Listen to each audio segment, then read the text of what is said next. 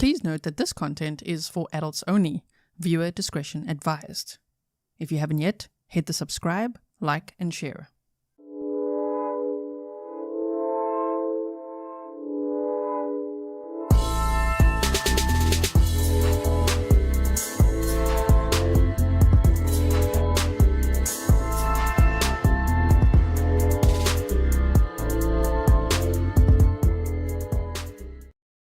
Hello everyone and welcome back to another live stream with me, Grizzly K. This is Grizzly True Crime and we are here to watch day 7 of the Tennessee versus Blaise Taylor trial unfold. It could be another wild day in court. It's been pretty wild every day so far. My goodness. So let's see what today brings.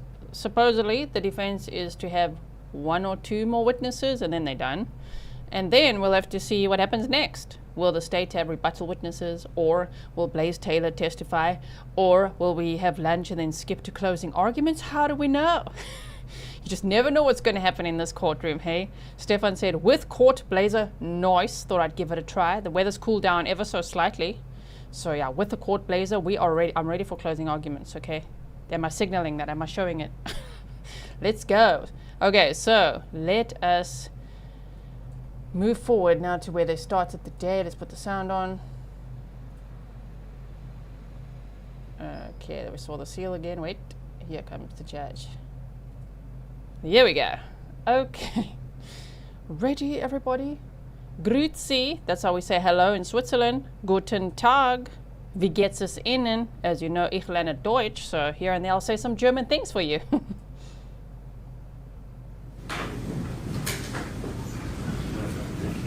That'll mean hello, how are you, by the way. Anything before the jury? Yes, Your Honor. If I may, I'd like to make an offer of proof before the jury comes in regards to the text messages that we discussed on yesterday when Mr. Devlin was on the stand. And in addition to that, we'd also like to make an offer of proof in regards to the card that was left with Ms. Benning's father. May I proceed? Sure. I would ask the court to state to the court that if we were allowed to bring in the telephone records in regards to Ms. Jade Benning and the romantic relationships that she had with 2 other men, the state had brought up a text message by Xavier. Okay, hang on. Let me make sure I'm understanding what you're talking about. You're talking about the pictures that you wanted to ask him about but didn't want to introduce. It's not that I didn't want to introduce them. I did not want to display them in the open public. That's what I said. You wanted to ask about them. Is that what you're talking about? I wanted to introduce them, but not display publicly. Is that what the text messages that your offer is about? Is that what you're talking about? It is, Your Honor. Okay. Yes. And so the state has put on evidence in regard to Mr. Taylor text messaging on the 24th with Ms. Xavier Winford. In that text message, it was in fact a romantic message. As a result, you're getting off into something else. Tell me how the images of Ms. Benning are relevant to what you want to prove. I want to introduce the relevance in regards to Ms. Benning's romantic relationship that she too was seeing other. And you're of the opinion the 2 images prove that? They're not in their text message threads, not just the images. Okay. You just asked me to introduce images. I meant to say text messages if I didn't say images. Where are they? They are here, Your Honor. All right, get those and we'll mark them B or whatever that other thing under seal. Okay, what else you got? In addition to that, Your Honor, in addition to that, yesterday the state asked Mr. Eric Devlin, who was the digital forensic person for the defense, whether or not, or at least represented that Jerry Porter was a friend of Ms. Benning's. There was a card left at the bedside with Ms. Benning, and it was from a Mr. Jarius Porter. Who knows that? I'm sorry? Does Mr. Devlin know that? I wasn't gonna bring it up with Mr. Devlin, but Who you wanted to bring it up with? only in response to the state's But ask. how would he know that? I was going to show him the actual cards. How was he gonna know where it was found and located?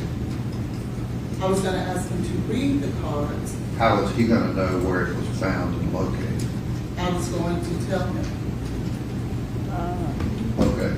The judge asked that And- question 3 times. Same question. Asked it 3 times just to, how's he gonna know where it was located? Okay.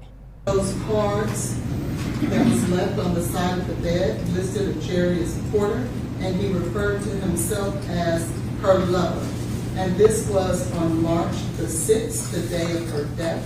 And I thought that it would be in direct response to the state's solicitation of the relationship with Mr. Porter as only being friends. All right. Get those. You never asked the court to introduce, I don't know how many pages these are, 50 plus. You never asked the court anything about those texts. But we'll put them under seal for your proffer. And I specifically asked the court if I could introduce those text messages. No, you didn't.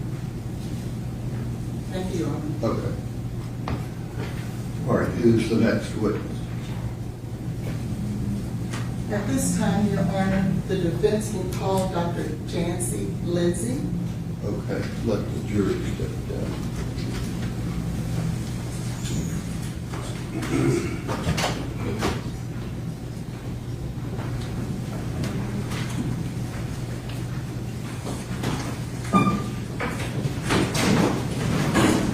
Everybody stand, please.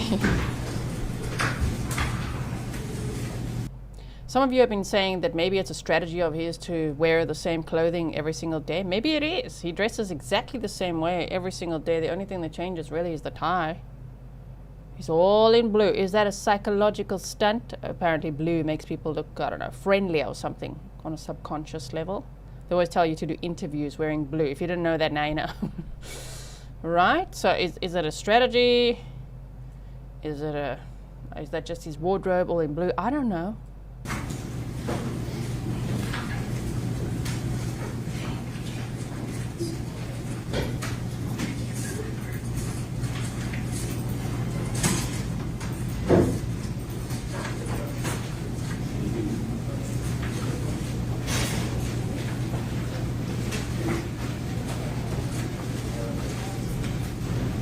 Everybody stand. They're all waiting. Now we've got a Dr. Lindsay coming in.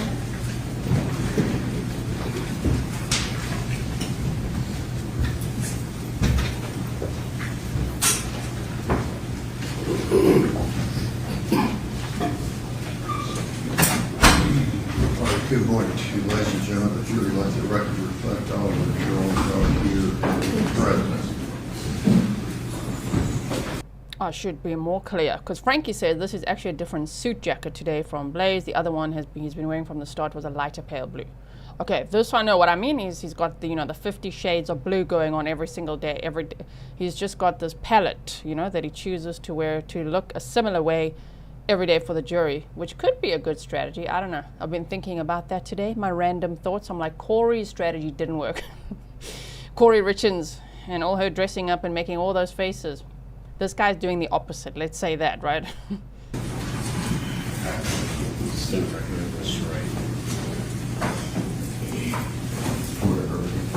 You said what about a charade? Yes, I do. That was a hot mic, and I heard something about a charade. Did you hear that? Did you hear that hot mic? Let's go back a little bit, just a little bit. Okay, listen.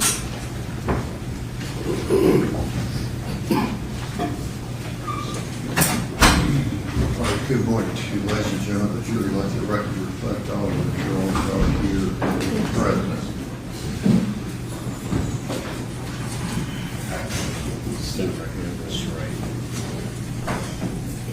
There, did you hear that? I don't know.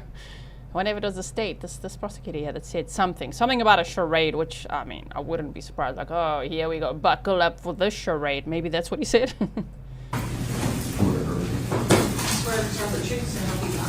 Yes, I do.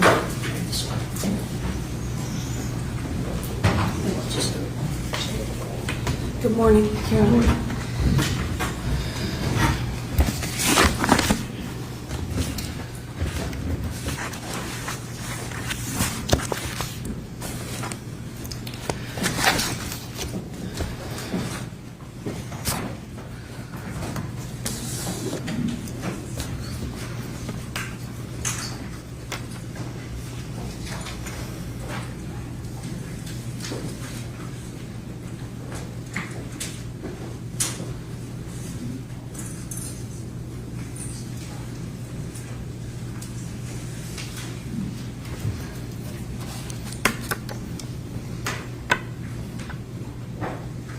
May I proceed, Your Honor? Sure.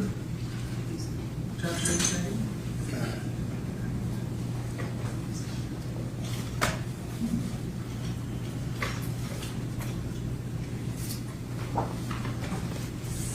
Good morning, Dr. Lindsay.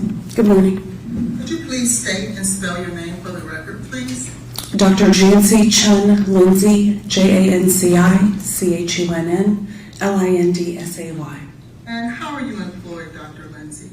I have my own consulting toxicology and molecular biology business, Toxicology Support Services, LLC. And how long have you owned your own business? Since mid-2009. And could you give the court information in regards to your educational background? Yes, I have a bachelor's degree in biological and physical sciences. I have a PhD in molecular biology and biochemistry. Okay. And could you tell the court exactly when and where did you start working as a toxicologist?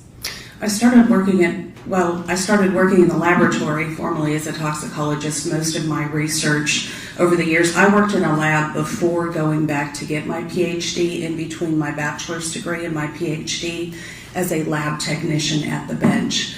And I was able to do a lot of toxicology research and even publish as a technician, which was really great. It helped me get into graduate school. But I started doing toxicology research then, and then I was hired directly after my PhD into Exponent Scientific Consulting Group as a toxicologist in their toxicology and mechanistic biology division. Very good. So is this lady, this doctor, a toxicologist? Because it's not like I'm trying to promo her business. No free promo over here. Okay, we don't do sponsors. Okay, wait, toxicologist. I don't know. There you go. Okay, right? All right. And have you had the opportunity to be published or have any articles published? I have. And have you had the opportunity to testify prior to today and be deemed as an expert? Yes, many times over the past 20 years. Would that be civil and criminal or both? Both, and then military case.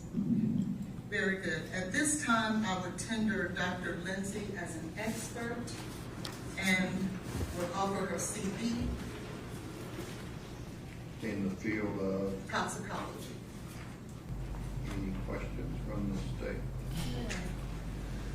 Or Any questions from the state? Ania? Hi, Mila. So is that the one from the report? Well, that one yesterday? I don't know where that one is. Are we going to see that one at all? I do wonder. The one that wrote the report that didn't actually write the report? Yeah, that one was interesting. Ladies and gentlemen, this witness be allowed to give her expert opinion. You can place such weight on it as you choose to. And that'll be 60.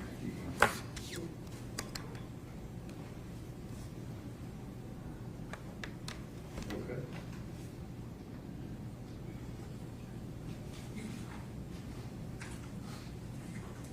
Dr. Lindsay. Michelle H says when defense goes very good, it makes it very apparent that the witness is highly coached on some answers.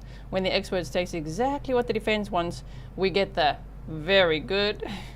I know, did you hear that right? Oh my. Have you had the opportunity in this particular case to review any materials as it relates to the case against Mr. Taylor? Yes, I have. Can you inform the jury exactly what all materials have you had the opportunity to review? Yes. I have reviewed the toxicology litigation packets that everybody has been talking about, the detective investigations, the EMS report for Jade Benning, the bond hearing transcript, which had interviews with several of the people that are involved, transcripts from these hearings, all the literature that I brought on the toxicology of both cocaine and fentanyl and them together, the Pandora records, which are the administrative records for all of the medications which Jade received while she was in the hospital, the ME records for Miss Benning and the baby Ivy's autopsy report in Jade's medical records. Glad she said baby Ivy.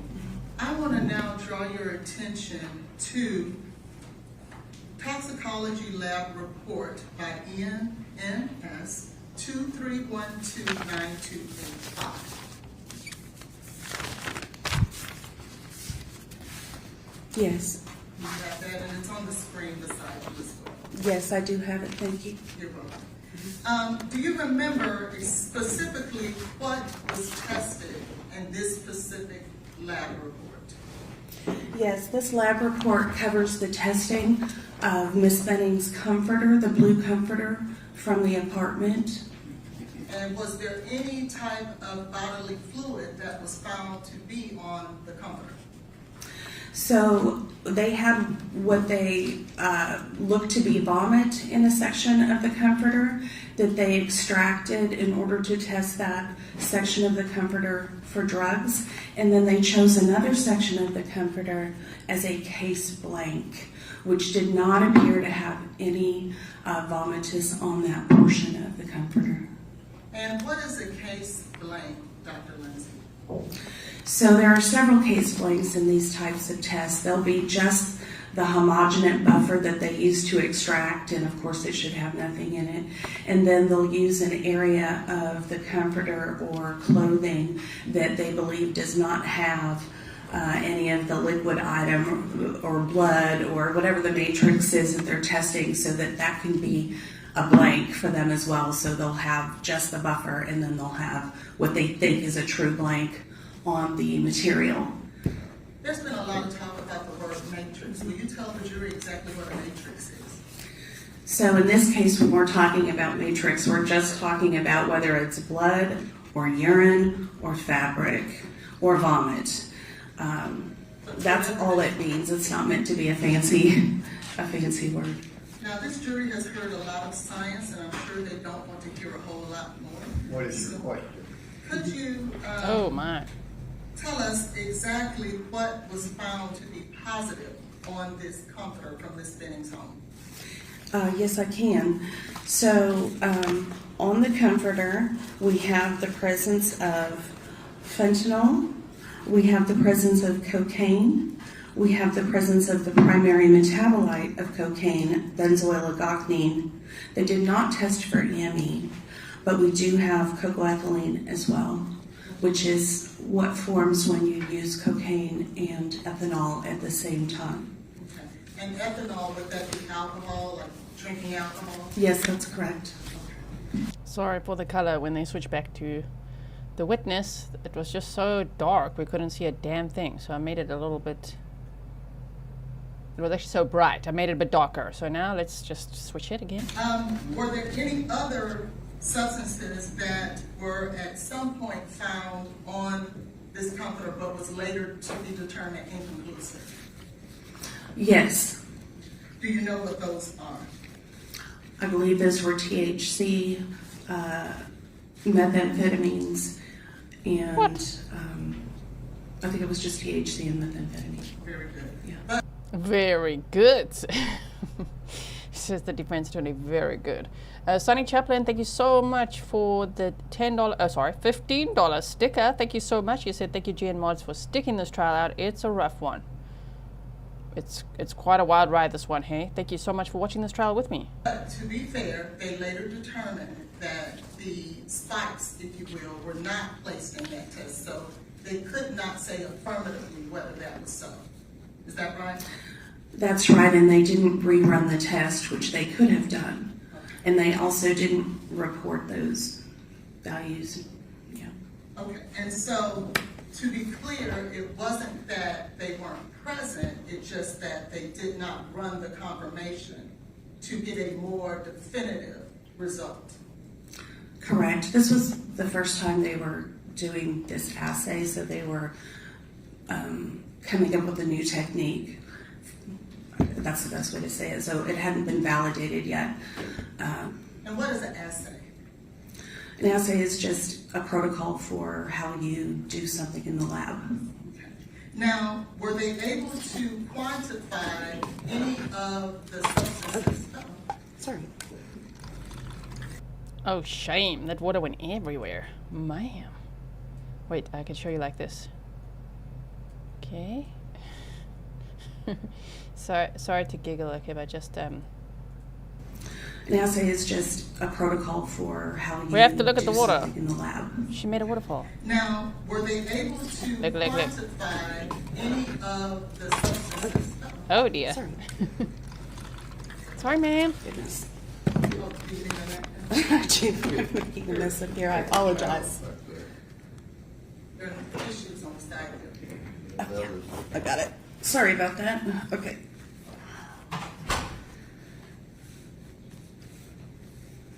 Were they able to quantify any of the substances that were found on the company? Well, they purported to be able to quantify them, but not really, because there's no comparative. Since they were doing this for the first time, they had no comparative liquid. They added a buffer, but it's not like it was blood or urine, so they added a buffer to it. There's nothing to compare it to in the literature to give it a. So they came up with an amount, but there's no other something in the literature to say if you took this amount of drug and vomited this much on this comfort in this volume, you would have, a certain concentration. So that's why it's really more qualitative, what we call qualitative than quantitative, or semi-quant. Did you still need the towel for you? Yeah, let court officer clean that up for you. Nope. Clean that up. Very disruptive. Apologize. Very disruptive. Was it part of the plan? Thank you, sir. Can you still read your notes? Or you want to get out of here, man? Okay. So, in regards to the cocaine that was found, how does the cocaine relate to, I think, what you call BZE? Can you explain that to the jury? Sure. So benzoyl agognine, or BZE, sometimes called BE, is the major metabolite of cocaine. It's formed when cocaine passes through the liver, as is the next metabolite, EME, or agognine methyl ester. And the BE and the cocaine, was that found in the vomits? Yes, it was. Now let's talk about the fentanyl. Where was the fentanyl found on the comforter? So it was found in both the vomitus and in the case blank, which complicates things. Yeah. Why does that complicate things? Man, we're all going to vomitus soon if we're going to go down the cocoa-ethylene rabbit hole again. We don't want to, okay? Real Happy 33 said it tested what was in the vomit, not the dose. Mm-hmm. Well, because the case blank was supposed to be a case blank. So finding fentanyl on the case blank indicates that there was the presence of fentanyl on the comforter, either from contamination or from prior use. And did the lab expect to find fentanyl on the case blank? No. No, it did not have that fentanyl. What is the purpose of the case blank? to be a blank area of the substance you're testing, as we kind of went over a minute ago. Yeah. Is that the purpose, to see whether or not the instrument is working properly and things of that nature? Now that's another blank. So like I said, you'll have like a buffer blank, and then you'll have just another blank for the media that you're using, if that's possible in this type of a fabric test, or maybe you're testing an airbag or something else like that. Did they rerun that fentanyl to ensure that there was nothing wrong with their instrument, and to ensure that the fentanyl that they found outside of the vomitus was in fact a true presence of fentanyl? I don't remember if they reran that fentanyl, but I know that they validated that the fentanyl was there. Dr. Methune validated that the fentanyl was, or excuse me, Dr. Kolosky from CFSRE. Can't wait for cross-examination.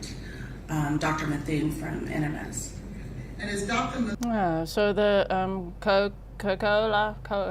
the cocoa that Blaise allegedly put in Jade's drink, did that have, fent in it? Because that's very likely if they want to go this route. Thank you for helping the state prove their case. the actual forensic toxicologist who in fact performed the testing on this particular comforter? Yes. Now I want to bring your attention to the coca-ethylene. Yes. Where was the coca-ethylene? Everybody, that's our cue to vomitus. Kotzen in German. The other word for it is erbrechen. Let's hear it. Wait, can we hear it? How do we hear it? No, we can't hear it. Erbrechen. It's time for us to puke, because here we go down the cocoa-ethylene rabbit hole again. For the what, sixth time? Oh my word. Okay. So the cocoa-ethylene was found in the vomitus, but not in the case blank. Thank you. And again, no concentrations could be attributed to any of these substances as it relates to the comforter.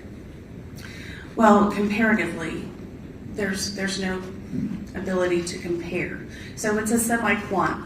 They purported to have an amount, but what do you compare it to? That's kind of the problem. And would that be consistent with Dr. Methune's testimony that you could not give a definitive quantitative value on any of these substances? Yes. I now want to draw your attention. Could you? Thank you. Do you see what's on the side of you there? Yes. And I believe that this would be State's Exhibit number 46, I believe. Right, Amanda Cunningham said, I think they're trying to prove that there was fent on the blanket, which could mean she had contact before the hospital. Do they want to literally, defense you, literally want to combat all of the state's experts, all of the toxicologists? She did not die from a fent OD. She died from coca poisoning. So it's like, I really don't think they'll get anywhere with this, but let's see. And could you tell us what exactly this is? It looks like it's the chromatographs from the testing. Okay. And what is a am I saying that? The chromatograph? Chromatographs, what is that? It's the first part of the testing when you use a chromatography method. They'll say something like, we're going to test by GCMS, gas chromatography, mass spectrophotometry. If any of you remember chemistry back in school where you had to go through organic chemistry and identify the compounds, and you might have learned about chromatography and mass spectrophotometry. The mass spec looks at the ion, the chromatography looks at where that chemical elutes off of a column. And each chemical has its own kind of signature time where it elutes off of the column. And according to its abundance, it'll make what looks like a mountain peak. And you can measure the area under the curve and compare it to a standard curve to get an idea of the relative abundance of that particular sample.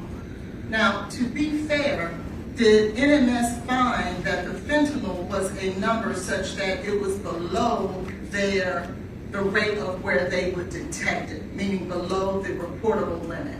Below the limit of quantitation or below the limit of detection. Concentration. They've got it highlighted. Yes. And what does that mean when it's below the level of detection? Well, they won't record it often. So it's there, but it's not being reported. And is that something that's pretty standard in all labs, that before they will actually report something, it has to be at a certain level? Yes, I think people are probably most familiar with it in alcohol in hospital tests. If you don't have above 10 milligrams, which is about a half a drink for a 150-pound person per deciliter, then they won't report it. Even if you have alcohol in your system, they'll say it's just a negative test. Very good. Josh, can you? I want to now bring your attention to work order 23126889.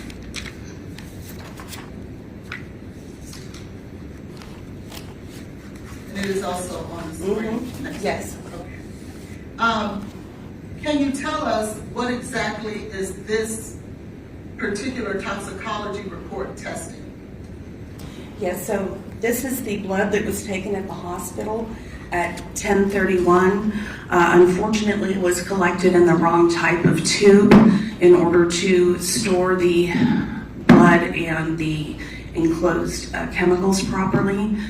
Typically, in order to preserve cocaine, which is super susceptible to hydrolysis and degradation, we have to add some sodium fluoride and some other chemicals to keep it stable, or it'll just spontaneously degrade. But they use. And yet still, even with a great top on the tube, even though that could cause it to degrade, there was massive amounts of the substance in the victim's blood. So A clear plastic tube with no sodium fluoride or anything in the tube, which is problematic. And then there's the liver tissue from the baby and the homogenate of the liver tissue and buffer from the baby. And this, you had stated that it was taken at 10:59. Would that be on February 25th of 2023? Yes. Sorry, I didn't stipulate that. Would this be at a time when Ms. Benning was actually in Vanderbilt Hospital? Yes, when she first came to the hospital. Did this particular test positive for any substances? Yes, it did. Let me get mine out because I can see it better. So it tested positive for the main metabolite of cocaine, benzoyl-agocnine, at 1,800 nanograms per mil, for cocaine at 78 nanograms per mil, and for agocnine methyl ester at 7,800 nanograms per mil, as well as for fluconazole in the baby's tissue, which is an antifungal at microgram per gram. So it was just a presumptive positive, a qualitative, what we call a qual instead of a quantitative. And do you see whether or not cocaethylene had an indication on this particular test? So on this particular test, they don't report cocoethylene, but in 8-9,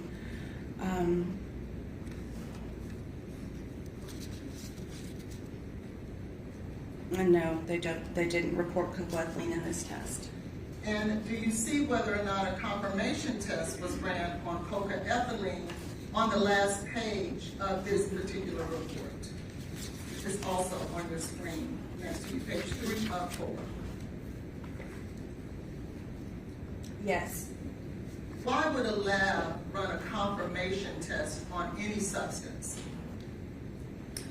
Because they had detected it in the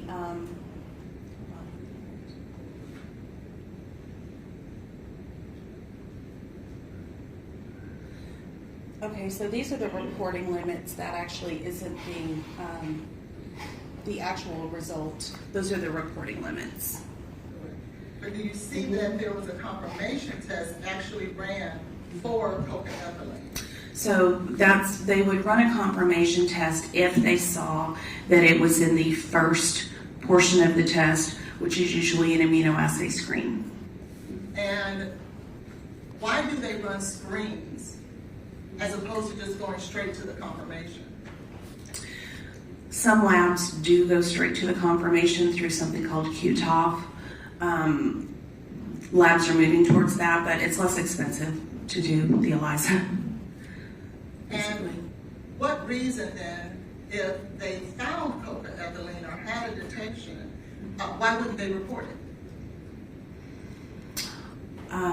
It may have been below their reporting limit or their limit of quantitation if it's a quantitative test. So this particular test was a quantitative test. You see everything's reported in quantitative units in nanograms per mil, not just presumptive positive or positive, except for the fluconazole. So if it's below their limit of proper quantitation, that is, if it's off the curve, if it doesn't fit on their curve because it's too low, then they won't report it. Or if it's below their limit of detection for reasonable presence. Thank you. I want to ask you now a few questions as it relates to the substance, cocaethylene. Could you educate the jury what reasons would cocaethylene appear in any matrix? So if cocaethylene is there, that indicates that a person has ingested ethanol and cocaine at the same time and it has gone through the liver. It has to go through the liver to make the cocaethylene. So this isn't something that would spontaneously form in the saliva or just in the blood. It has to go through what we call first pass metabolism. So you mean that your client spiked the drink with a little bit of alcohol and cocaine? Really? Is that what you're trying to prove? Okay, we'll take it. He probably did, you know. And let me ask you this. Cocaethylene, I believe you testified before that it was when cocaine and ethanol come together at the exact same time. Is that right? Is there any other reason that would appear? No. How long does it take? Well, let me ask you this. We don't see ethanol when you find cocaethylene. What does that mean if cocaethylene is the presence of cocaine and alcohol at the same time? How could you see cocaethylene but not see ethanol? So the ethanol will bind the cocaine and make cocaethylene, and cocaethylene has a longer half-life than alcohol. So if the alcohol is above the level of the cocaine, then what's ever left over you might measure, but people have an average burn rate of 18 milligrams per deciliter per hour or 0.3 milligrams per minute of alcohol. So she could have, in a scenario, let's hypothesize a scenario, if she had drank even 4 drinks earlier that day, it would have been completely gone by the time she got to the hospital. And so can you educate the jury, what is a half-life? A half-life is the amount of time it takes for a particular chemical to be divided in half in the blood or the urine, depending on which half-life you're looking at, for half of it to dissipate and be gone. Now, half-lives in terms of what that is for each particular substance, is it different for every substance? Yes, it is. Is this a standard accepted practice in toxicology? Yes, it's at the top of most of the toxicology treatises, I guess you would say, in the Besselt's reference, which is kind of the Bible of toxicology and drugs. It's listed in the top left-hand corner in the literature that I've presented. What is the half-life for cocaine? So the half-life for cocaine is pretty short. It's cited as anywhere from 0.3 to an hour. And I believe you testified that BZE is the first metabolite of cocaine, the parent cocaine? That's correct, and it has a different half-life than cocaine. What is the half-life for BZE? I think it's 1 to 2 hours for BZE. And does EME have a different half-life than the parent cocaine and BZE? It does. I don't recall EME's half-life off the top of my head, but it is longer than cocaine, the parent compound, which is why you see the large amounts of metabolite with the smaller amounts of cocaine. And EME would be the second metabolite that forms after BZE? Well, they form, I have a chart, they form differently.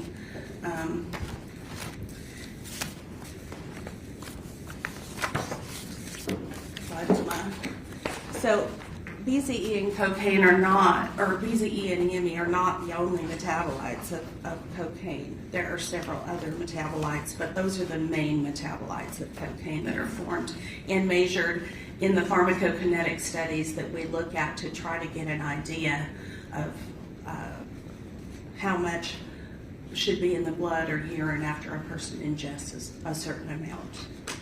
And what is the half-life of cocaethylene? So cocaethylene has a longer half-life as well. It's cited as different, anywhere from like 1 to 4 hours, basically. Some say 1 to 2, some say 2 to 4. And what do you say? GM Melissa said the cookies had vanilla in them, which contains alcohol. They did talk about that, hey? The state testified. One of their witnesses, was it a toxicologist, right? Testified to that it could be from the vanilla extract because there were 2 cookies missing from the freshly baked cookies, right? Could be. Do you know what would be the difference as to why it would be 1 hour versus 4 hours?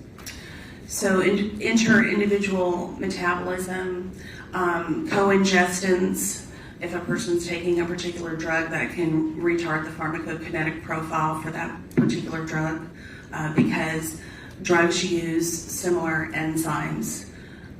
So for cocaine, the main enzyme is CYP3A4. And CYP3A4 is a universal enzyme that metabolizes a lot of drugs, including fentanyl. And well, let me ask you this. What is pharmacokinetics? You just mentioned that. Could you educate the jury what that is?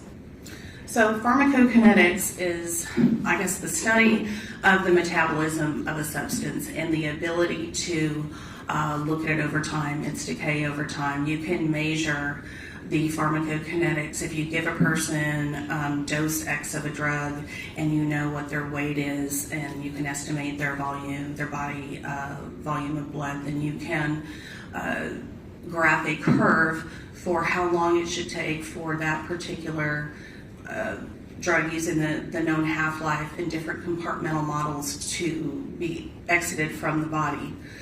As long as you don't have some other drugs that are using the same enzyme that are interfering with that curve, which is unfortunately what we have here. And I hope the state remembers to ask about the vanilla. We're ready for cross-examination with this peak. How much longer is this cuck? Okay, it's still very long, very, very long. Oh my word. There, the state gets up there. 20 minutes or so. Would that be the equivalent that the jury could probably understand is if someone is pulled over for drinking while driving and the police may want to try to figure out what was his blood alcohol level at a certain time, if they did get it particular. Is that the same as the extrapolation of alcohol to get that quantitative number? Yes, there's pharmacokinetics for alcohol, and we just discussed them a little bit ago, that 18 milligrams per deciliter per hour burn rate. And I do that all the time. Okay. And so were you able to guesstimate and or try to determine, given the cocaethylene that was found in the vomitus of Ms. Benning, were you able to utilize pharmacokinetics to get an idea as to when you would have thought that Ms. Benning would have ingested cocaine and alcohol at the same time? So, I guess first of all, it's an assumption to say it was an oral, she ingested something orally, right, beyond the alcohol. We don't know for sure with the cocaine, right? Okay. Okay, but we do have the call to her best friend, and she said, "What did you put in my drink? I knew my drink tasted funny. You did this because you didn't want the baby." So that does count for something, ma'am. It actually counts for quite a lot. Now it's just like, just forget that. We actually, what an assumption that it was in a drink. Oh my. Okay, then do go on and tell us what you think happened, right? Oh, wow. Second of all, we have to allow for the pass through the liver for it to show up in the blood. So, we would say in the past few hours.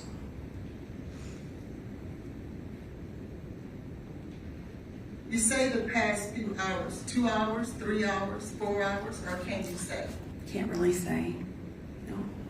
And is one of the reasons that you can't say is because there, in regards to the vomit, there aren't any numbers that can definitively be determined for that particular test.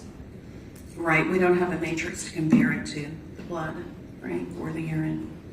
What about the blood that was found in 231268889?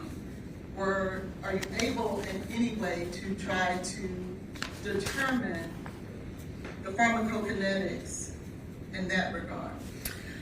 So this is the tube that didn't have the preservative in it, the plastic sample, and we know that cocaine is very volatile.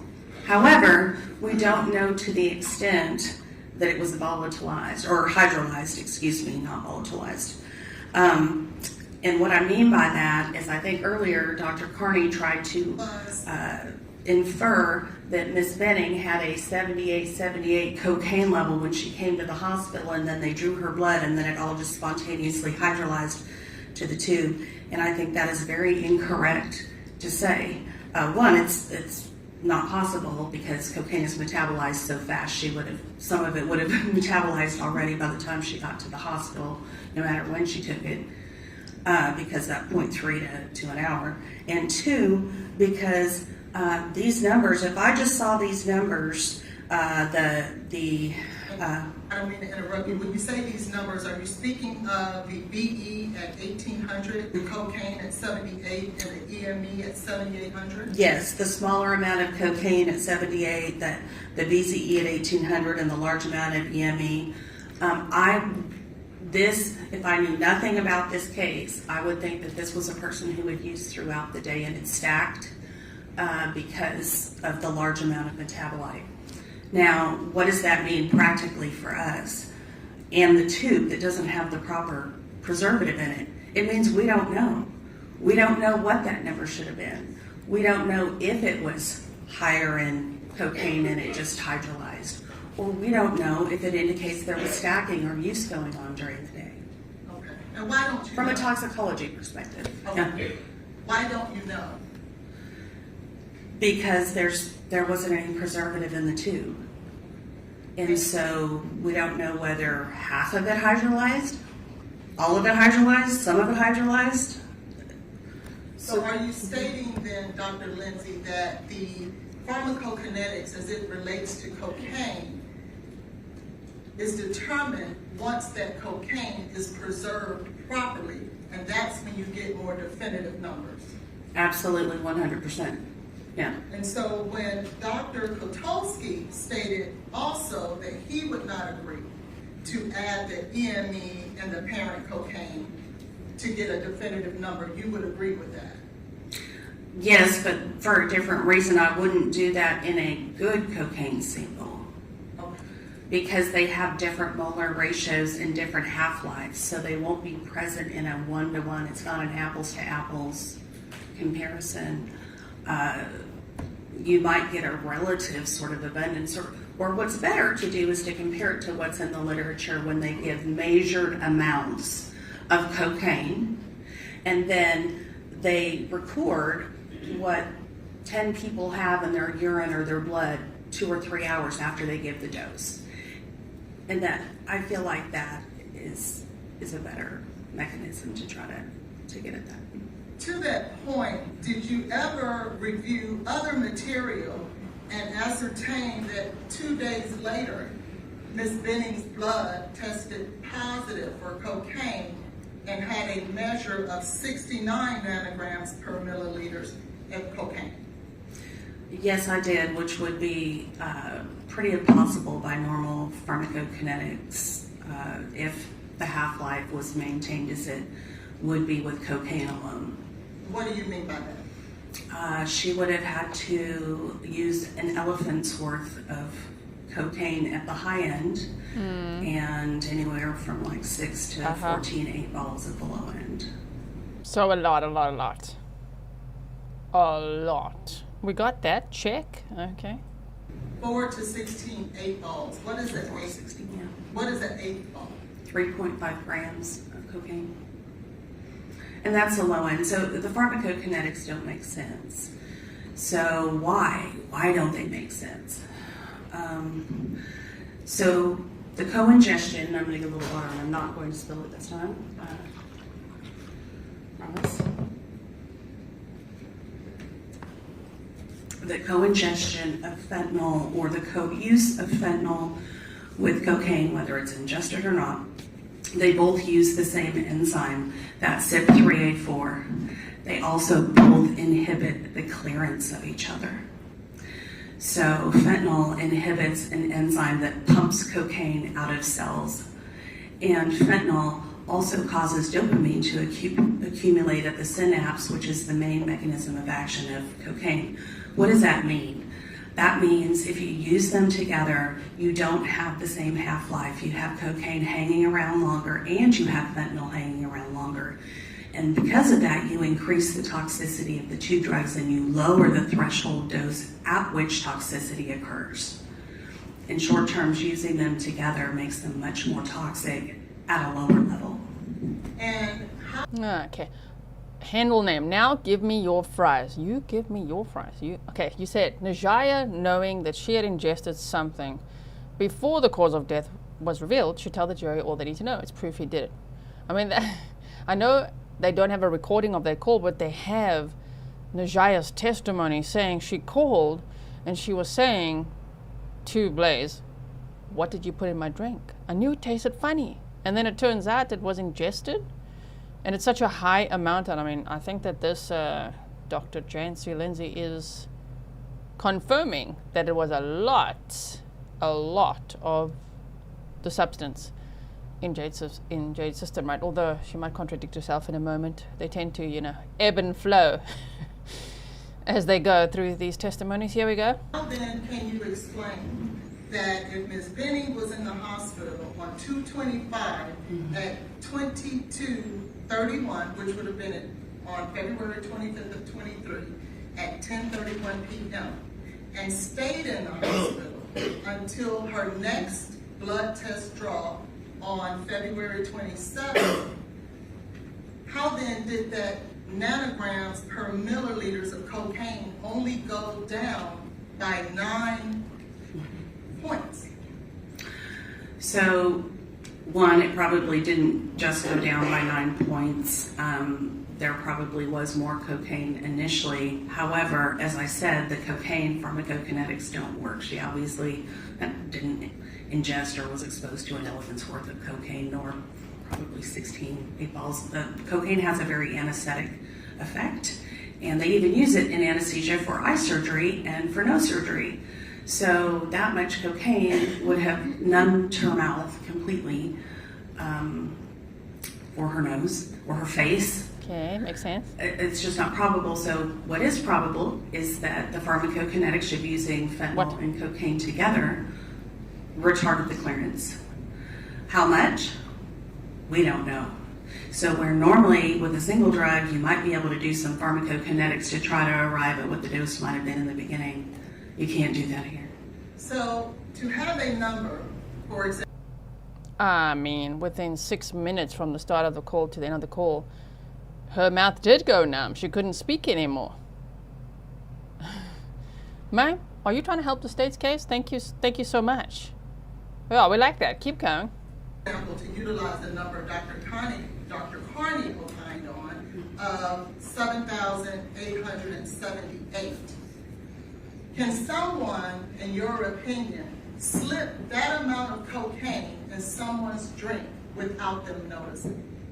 What? I'll sustain the objection. What? What kind of question is that? Without them noticing. Yes, like when they go to the bathroom and they've got some little shady little bottle in their pocket and then they put that in the person's juice cup. Maybe even with a little bit of alcohol for all we know.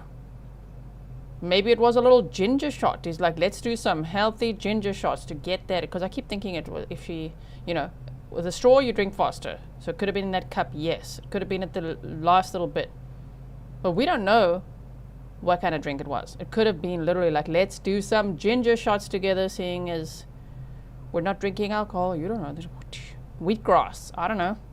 Could have put it in anything. Without her noticing. Yeah, it escalated very quickly. So, yes. I'll ask you a hypothetical. But I have to ask a question. Yes, Kay Watermelon said she did freaking notice, though. That as well. That as well. She did notice. And there was that series of photos, and then she immediately called her friend. And I mean, it's not like he was saying, what? Like, why can't you feel your legs? Should I call 911? No. And she was found face down. Okay. Let me give you a hypothetical. If someone was to slip No. an enormous amount of cocaine Oh, into my. someone else's drink, what, if any, symptoms would you expect that person to feel when levels are 7,000 and 7,878? so I think people are getting the levels kind of mixed up. She just asked you a question. Answer the question. Okay, that level is actually within a normal What? Medium to high use parameter for people that abuse the drug. Oh my. Okay, so yeah, ebb and flow, contradictions, you know? What goes up must come down. Damn, lady. Oh, it was like dosing a freaking elephant, you said before, but now it's like, oh, that's normal levels for people who abuse the drug. I don't think so. That's not what the experts said. Oh, hell no. Dana Bulbrook said pineapple fun for G. Thank you so much. For anyone who doesn't know what that means. Last year, oh, I was obsessed with pineapple, I must say.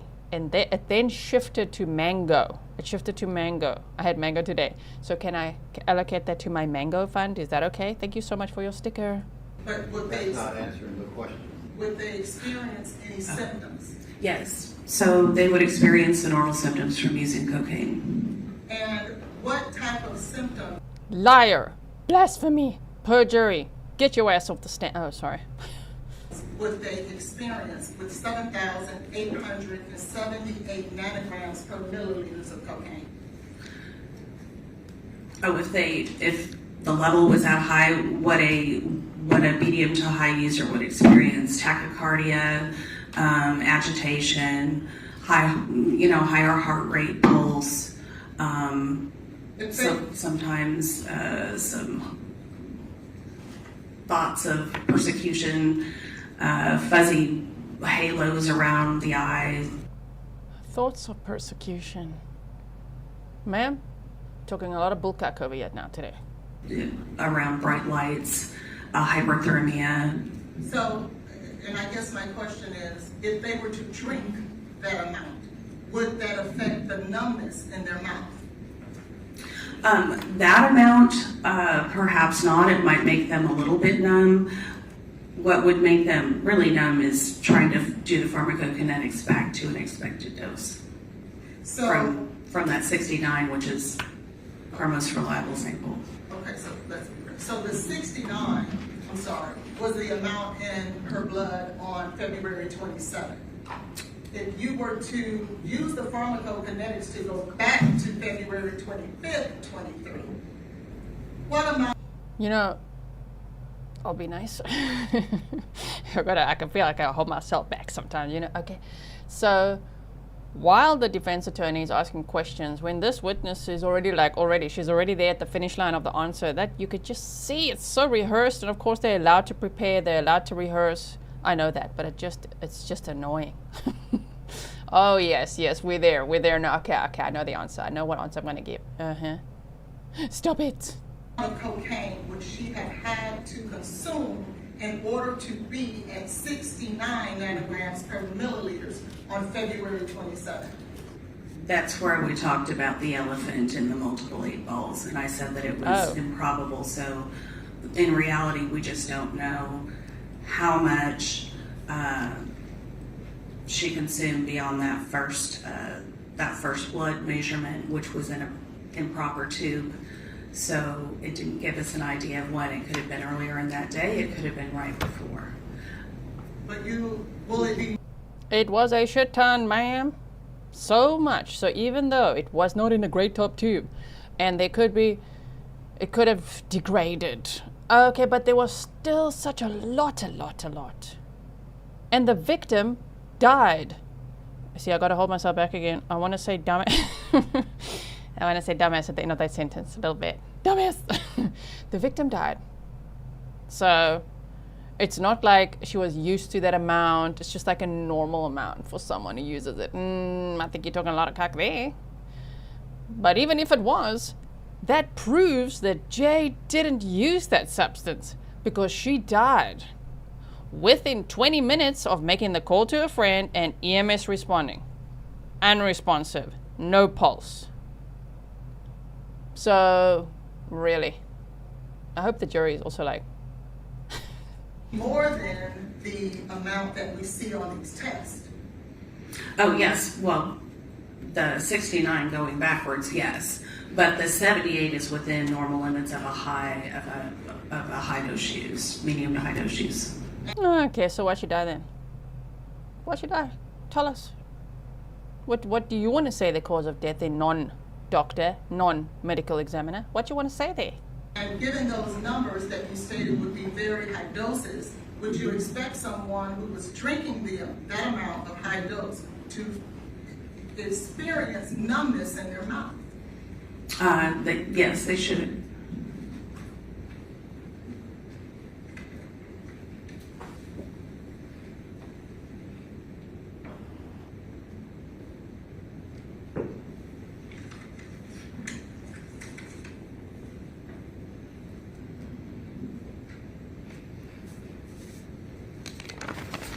Fiddle with the notes when there's too much. I want to ask you a Too much silence in between. question in regards to liquid cocaine. Okay. Is liquid cocaine a thing? Is that a thing? Not really, but people do dissolve cocaine in liquids. Who does that? You mean poisoners like Blaise Taylor? Oh, allegedly. Oh. Okay. To dissolve cocaine in a liquid, along with alcohol, how much cocaine would someone have to dissolve in a liquid to end up at the numbers we see on these tests? You can't determine that. To end up with the numbers that you see on the test, Yes. not that much.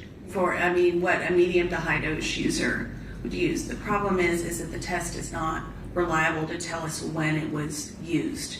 That's really the problem. And I'm not speaking. Okay. What an expert answer, not that much. Man, you just mentioned an elephant dose. You mentioned multiple, I don't even know the phraseology, 8 balls, speed balls, something like that. Multiple balls. Okay. And now it's like, not that much, especially not for a user. She wasn't a user. She died, remember?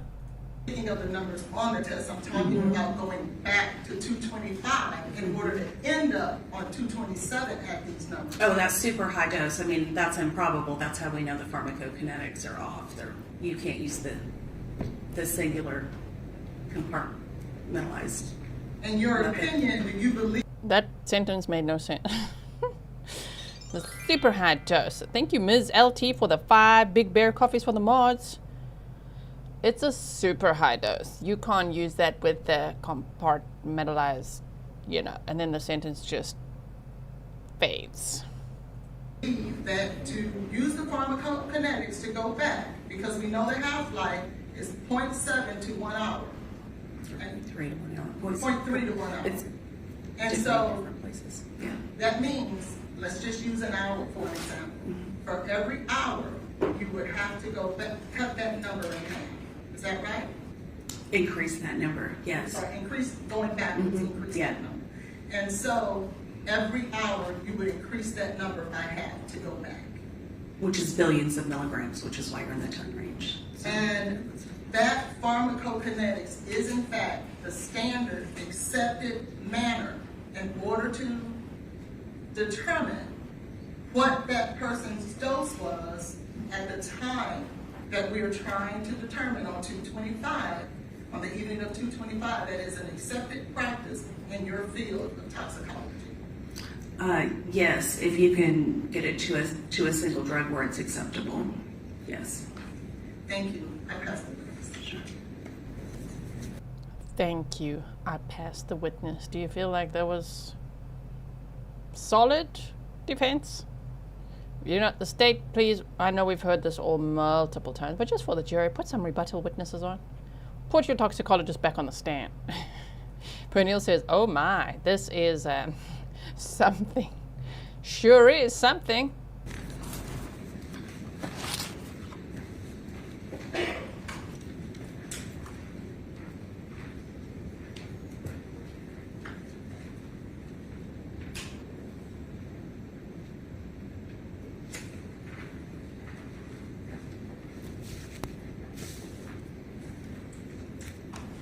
Dr. Lindsay, so you claim that you've reviewed several things in this case file, correct?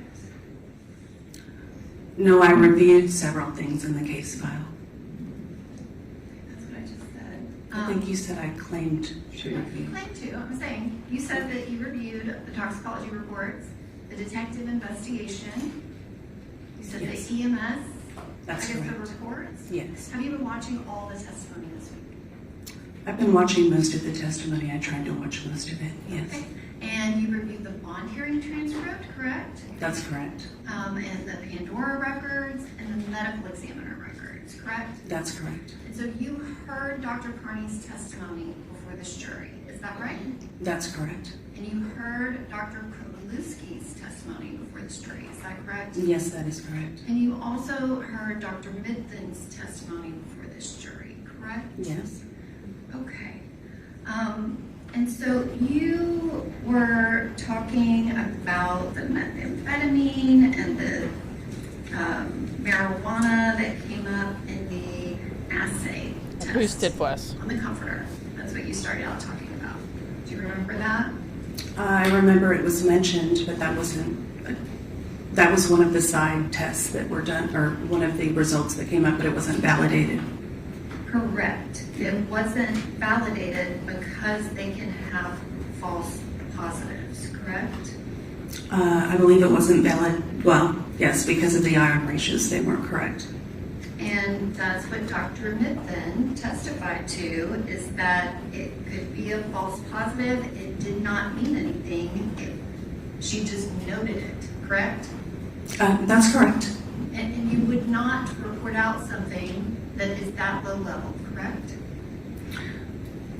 So there was a difference between the ion ratios being off and it being a low level.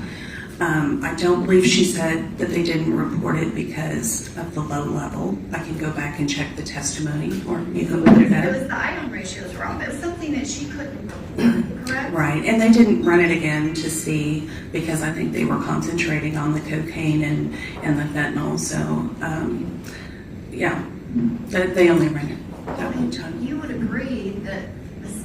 Benning had multiple tests run and none of them tested positive for methamphetamine, correct? Oh, correct, yes. Okay, and none of them tested positive for marijuana either, correct? Correct. Okay, and also when she got to the hospital, she did not have alcohol in her system. That came back negative, correct? No, you can't say that because the reporting threshold is 10 nanograms per mil. So as I discussed earlier, anything below that 10 nanograms per mil will be reported as a negative. Okay, but So we can only say that it was reported as a negative, that it was either negative or less than 10 nanograms per mil. okay, so if the cocaine was dissolved in a very small amount of alcohol and put in her drink and she ingested it that way, Yes. That would explain the cocoa-ethylene that is apparently so incredibly important. It would have to be a larger amount of ethanol, not just a little bit, in order to come up in the assays. So we're not talking like a teaspoon. I think somebody had said something crazy like vanilla before. Well, you just said somebody said something crazy. That's interesting because you're Crazy. saying that it came up in the comforter, the cocoa-ethylene, correct? In the vomitus, yes. Okay, but Dr. Mithden's report specifically does not even have a numeric value. The response was so low. Yet it's still persisting in other matrices a couple days later, so it just hadn't formed all the way, probably. It literally does not have a numeric value. That is how low it is. Okay, but it's still persisting in other matrices days later, so we know that it was at a higher value then, even given its half-life. Days later, when she's in the hospital receiving medication after medication after medication, trying to keep her alive on life support because she ingested liquid cocaine. Correct? You don't know that. Dr. Lindsay, you have heard Excuse three me. experts You don't need to ring testify. Okay, have a seat. Oh my word. Okay. Damn. I wasn't ready for that. You go, Prosecutor Jan Norman. Wow. Did you guys? I mean, I can't say did you hear that. I think we all heard it. I think the entire town that I live in heard it. And we're going to go back and hear it again. Just a second here. Here we go. Ready? That it was at a higher value then, even given its half-life. Days later, when she's in the hospital receiving medication after medication after medication, trying to keep her alive on life support because she ingested liquid cocaine. Correct? You don't know that. Dr. Lindsay, you have heard Excuse three me. experts You don't need to ring testify. Okay, have a seat, Ms. Collins. Just ask your question in a reasonable manner. Dr. Lindsay. Have a seat, Ms. Holland, to the defense. Have a seat. Ask your question in a reasonable manner. But the way that the judge looked, did you see the judge's face? Did you see the judge's face? I'm so sorry to go back a little second again. Yeah. Medication after medication, Watch the trying judge. to keep her alive on life support Look. because she ingested liquid cocaine. Correct? You don't know that.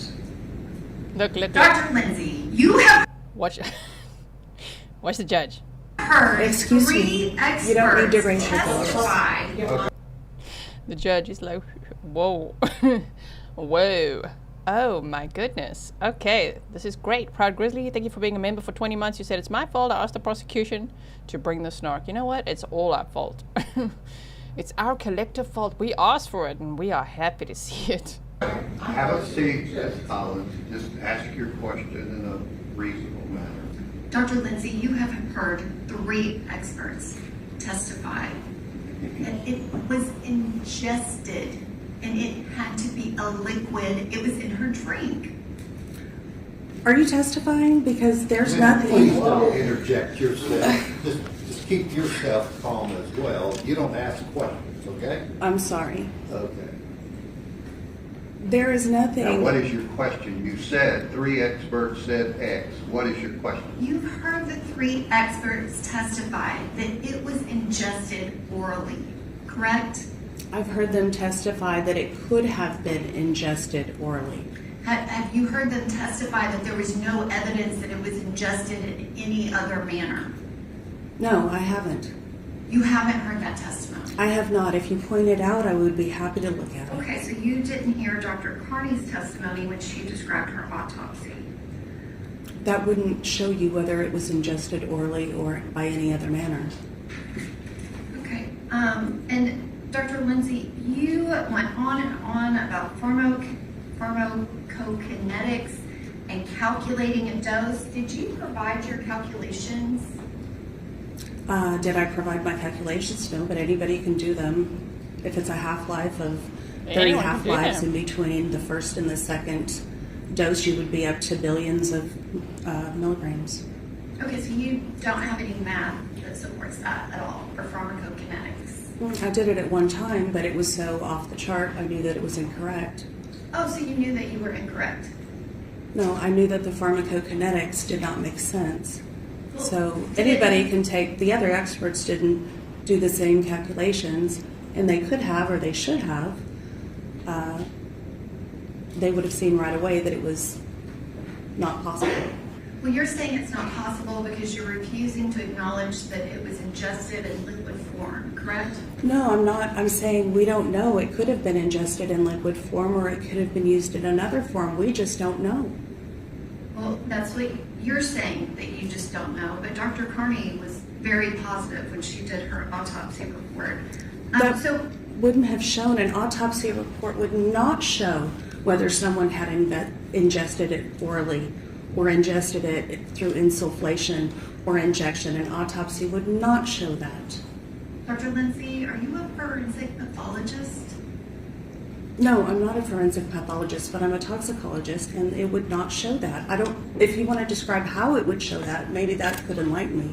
Dr. Lindsay, I am asking you the questions. Okay, and I'm Have you correcting ever you. performed an autopsy? No, Yes or no? not on, no. Okay. Did you hear Dr. Krolewski's testimony where he said that he would not even attempt to calculate using pharmacokinetics to try to calculate the dose? He doesn't do that regularly in his practice. He's more of an analytical chemist. It was clear by the way he answered the questions, and that's why he wouldn't do the pharmacokinetic calculations. That's more of a biochemistry type thing. Dr. Lindsay, that was not Dr. Krolewski's answer. You do know that, correct? I listened to his testimony, and that's how I knew he didn't do that. He didn't do it on a regular basis. He's more of an analytical chemist toxicologist than a strict toxicologist who does pharmacokinetic modeling. I think he was open about that.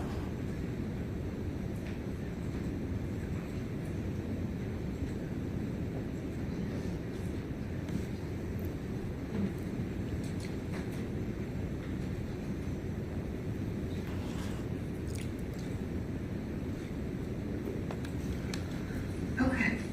Dr. Lindsay, I know that you do. So you're saying that you reviewed everything in the investigation file and the testimony at the bond hearing, correct? Yes, that's correct. But you are here testifying that you think it's possible that Jade Benning was drinking 4 drinks out and doing cocaine. How was she doing it again? We don't know. Okay, but what did you use for your pharmacokinetics calculation? So that's a little bit different. What I'm saying is we don't know whether she ingested it orally or whether through insufflation or whether injection. We just don't know because the numbers don't tell us. And the only reliable numbers we have are from a tube that did not have preservative in it. So while a ratio in a proper tube might give us an idea of whether it was orally ingested in case of instead of insufflated, we didn't have that because we have the tube that didn't have the proper preservative in it. Okay, so my question is for the pharmacokinetics that you testified about, I think at one point you said 16 8 balls. What was the ingestion method that you used for that pharmacokinetics calculation? So I did assume an oral bioavailability for that. Oh, gosh, should have been using that before. So you assumed liquid cocaine. Cocaine taken orally. Dissolved in a liquid. It doesn't have to be dissolved in a liquid. It's the same thing if you take it orally or food, liquid, whatever. It's going through the metabolism that way instead of going through insufflation or vaginal insertion or whatever. So you said that, and then immediately afterwards you said, but you can't calculate the pharmacokinetics with this case. Correct. So you calculated it, and then you said you cannot calculate it in this case.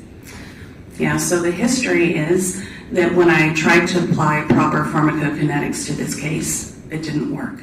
And so then I went into researching, because it wasn't plausible, then I went into researching, well, why could that be? And then there are a couple articles that I provided the literature here. The best one is Chang et al., who goes into the pharmacokinetics of cocaine and fentanyl taken together and how they both inhibit each other's clearance. What does that mean practically? They both inhibit each other's half-life or clearance. So we don't know how much. Dr. Lindsay, you're going on and on about cocaine and fentanyl. Those aren't the facts of this case. Dr. Lindsay, you do agree that on the internet there is information about liquid cocaine. Do you agree with that? Yes, can we clear up the last statement? Do you want to start arguing with her? No, she just made a factually Okay, if incorrect you're lawyers, statement. they want to ask you, they'll ask you. Go ahead. Okay. What is your literature about liquid cocaine? It's on the internet, correct? There's rehab facilities that have internet pages, and when you go to it, it says do not ingest it this way because it is lethal and it will kill you. You have seen that, correct? Yes, if you orally use cocaine, you can overdo the amount because the bioavailability is less and it takes longer to absorb. And it is known to cause death. It is lethal, correct? No, lots of people use cocaine that way. I mean, it's not preferable. You kind of waste part of the drug, but apparently the high is supposed to be better. The problem is the fentanyl along with the cocaine, which lowers the threshold dose of toxicity. Okay, so if a website says that it increases the risk of sudden death, you're just saying not really, even though I'm saying it doesn't cause death in all cases. Objection, Your Honor, speculation. But it can cause death, and there is information on the internet that warns people about that. Don't you agree? Objection, Your Honor. Okay, I'll rule the objection. She's going to answer, I think. Wow, this is quite wild. Stefan, you said before we started you made popcorn, hey? With real butter. Glad you did, because we need it right now. Cordoga said, I don't think they found a needle injection site, so even that. There was no injection found, no needle injection site, nothing like that. You said there was none present in her nostrils. Jade herself said there was something in her drink. Blaise Taylor has mentioned, is it Blaise Taylor, has mentioned doing this in the past. You mean putting something in someone's drink? Yeah, that was an idea he had in the past. Uh-huh. Yeah. This is... it's quite, I do want to hide under my desk a little bit. Yes, of course it can cause death. It depends on the amount. And you would agree, too, that there is a lot of information on the internet about cocaine and that it can cause a placental abruption or a spontaneous abortion if used when pregnant, correct? Cocaine can cause myocardial infarctions, including things like placental abruptions. Yes, it can. I do like what the state's doing here. Because it's putting in all of our heads and the jurors. Oh, that's probably what he Googled. Right? Because I'm like, why is she asking about the internet? Oh, the Googling. Yeah, probably that. There you go. Fresh batch of popcorn for everybody. I mean, this is the U.S. Department of Justice, 1988. Cocaine use in pregnancy can lead to spontaneous abortion of the fetus. Yes, it can also lead to birth of those babies, which everybody knows about, the crack babies, the cocaine babies that are adopted, thankfully.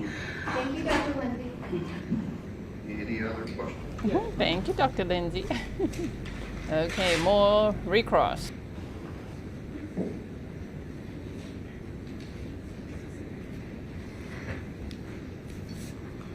May I have that call, please?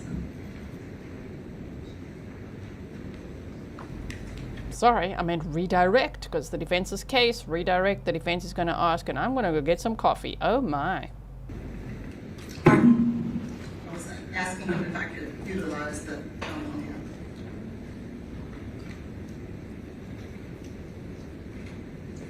here. It's up. Thank you. Dr. Lindsay, Yes. I want to draw your attention. First, let me do this. Draw your attention to the NMS litigation packet data in regards to, one second, that's the wrong one. In regards to 2312-9285. Do you see that? I do.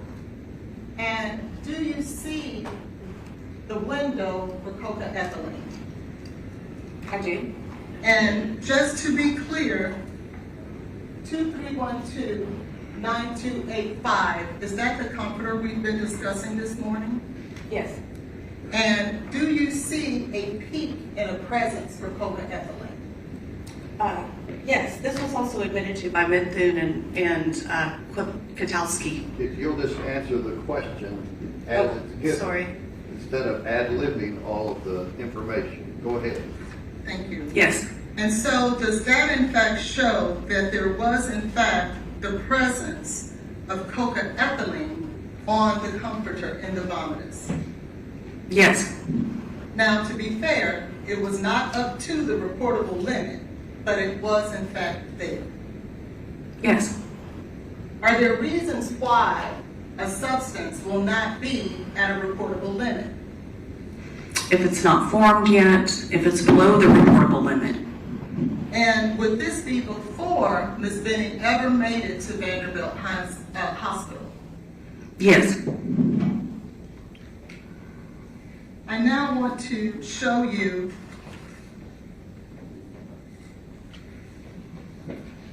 again NMS Laboratory Report 231-29285.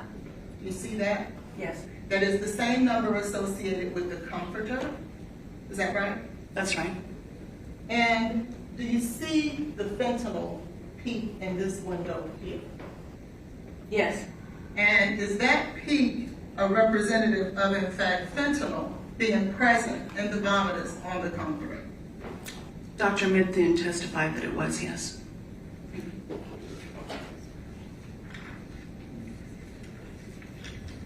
So it's not just you stating that the fentanyl was present and or the coca-ethylene was present. This is NMS lab data that was performed by Dr. Mithun. Yes. Your Honor, may we approach briefly? Okay.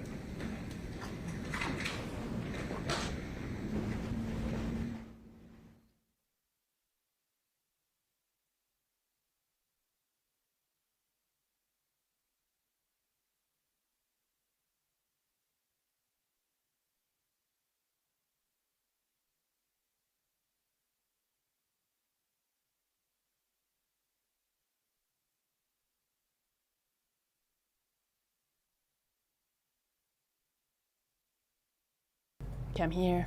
Oh my. I like how the judge is getting annoyed with this witness as well. I also just discovered today I will not be doing 20 squats on my little breaks. I'll jump on the trampoline because I did a leg, you know when you do a leg day at the gym? I did that yesterday. I can't do squats, can't do. Fail, epic fail.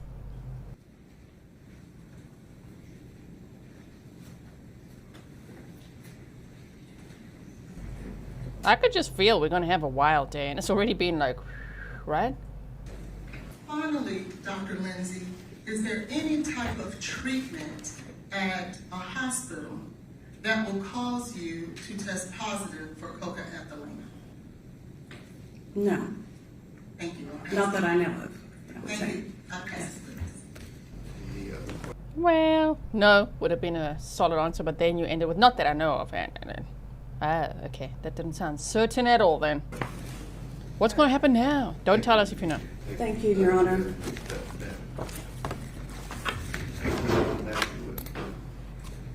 At this time, Your Honor, the defense will call Dr. Kelly Larkin. Oh, yes. I was waiting for this. We didn't see any ruling that Dr. Larkin's testimony won't be in. So this was the witness, if you missed it, that was present for voir dire, with jury not present. She was there on the stand at the end of day 6. So at the end of yesterday, I even made a little clip for you guys today, a short, right? A YouTube short. That was so crazy. It was like this report that she said it's not a report, it's just her notes. And then some other lady stood up in the courtroom and said, I wrote the report. And the judge is like, why are you standing? Take a seat. You take a seat, take a seat. He did this with his hands, literally. It was so funny, on my word. So I think that Dr. Larkin and the defense crammed all night for whatever they're about to present, because we could tell they weren't ready yet, even though they really should have been, right? So let's see what Dr. Larkin is going to say for herself today.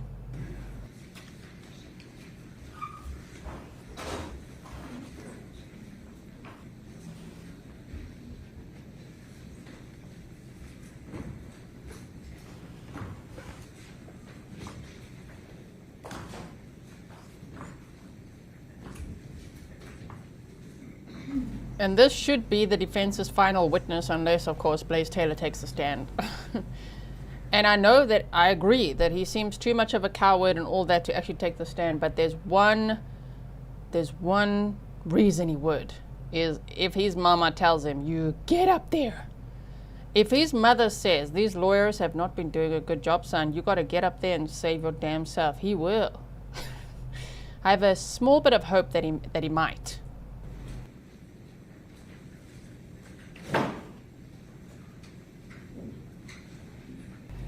Jan Norman, yeah, that's shouting. That was excellent. Yeah, do it. Look at the judge. Okay.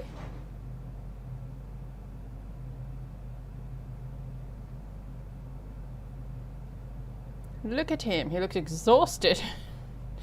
The defendant looks exhausted today. Didn't have time for his oatmeal this morning. He's out on bond, for those that don't know that yet, by the way. He's out on bond, yes. Okay, ready? Here we go. Are we ready? Wait. Yes.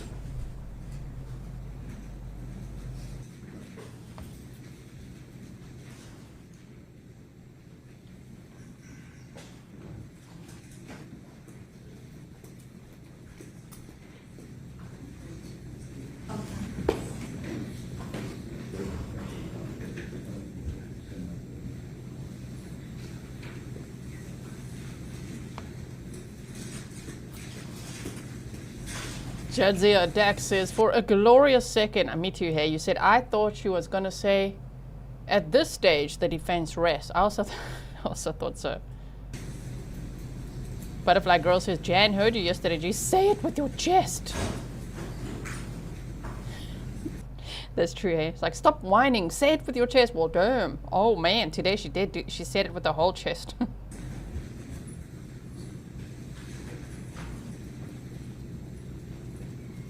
Did the state get what you wanted? Yes, Your Honor. Maybe we have a few minutes to review this. I mean, now just been handed. Something different? Yes. Which might result in a jury out. You'll step down the hallway, ladies and gentlemen.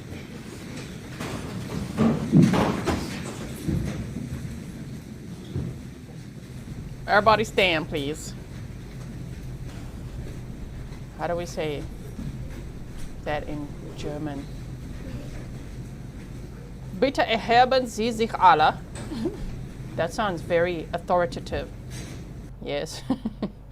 Everybody stand, please. In Tennessean accent sounds more friendly. The German way. Bitte erheben Sie sich alle.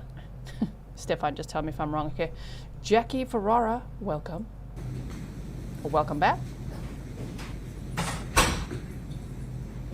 Kelly says she's never going to rest. She likes hearing herself argue. Yeah, the trial that goes on forever.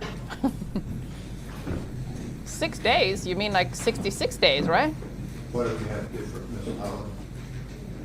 This is my first time, so I'd like to take a minute. Now we're getting more documents, non-reports, things being submitted to the state last minute, and then the defense is like, I don't know, I haven't seen this yet either. Just a Grizzly Susie said, missed all this morning, we will watch later for all snark. Very nice. Yeah, I'll timestamp for you, okay? From the beginning as well, you got to see, from the start, go to 1 hour, 11 minutes and 30 seconds. Damn! Prosecutor Norman, she shouted at the witness. it was quite something. Thank you so much.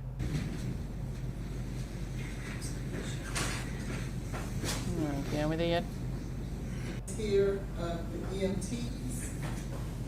She has some medication notes from the medical records. All of this just was generated overnight.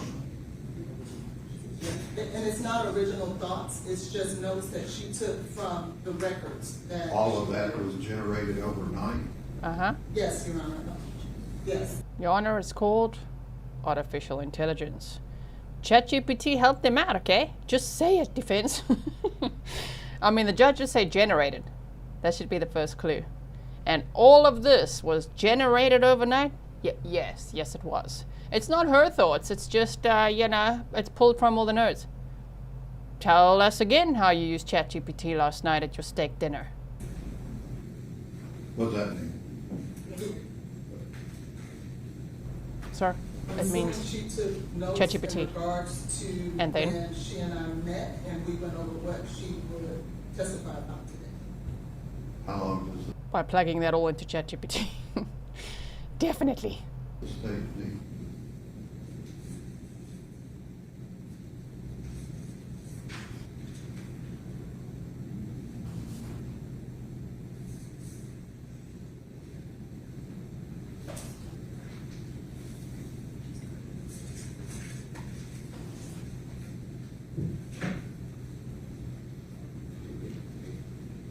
Would you like to see the notes, Your Honor? I don't know. How long does the state need? We have just maybe 3 or 4 more minutes, and maybe in that time can get Dr. Carney Okay. connected up.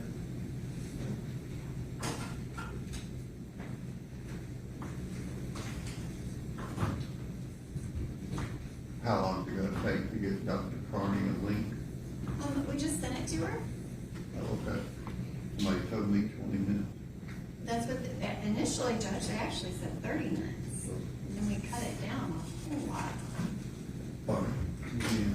And just, I'm trying to see when, I don't know if it'll be this week or next week when we finish the proof, but you're planning on calling Mr.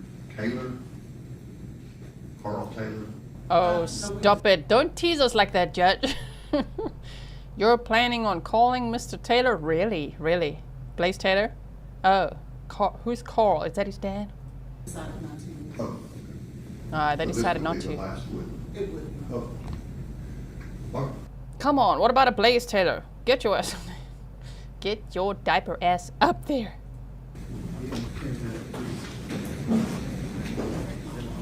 Maybe it was too soon before, but it's not too soon now. When they looked at the messages between Jade and Nashville yesterday with that digital forensic expert, and between Jade and Blaise, Jade had told her friend that Blaise had gotten her a diaper subscription. And then they said they didn't find any evidence of that. He got it for himself, you guys. What's in the 10-minute recess? Oh, damn. Okay, a little recess. Buckle up. We're going forward now. And we're back. Thank you so much. All right, where did we get our Dr. Larkin?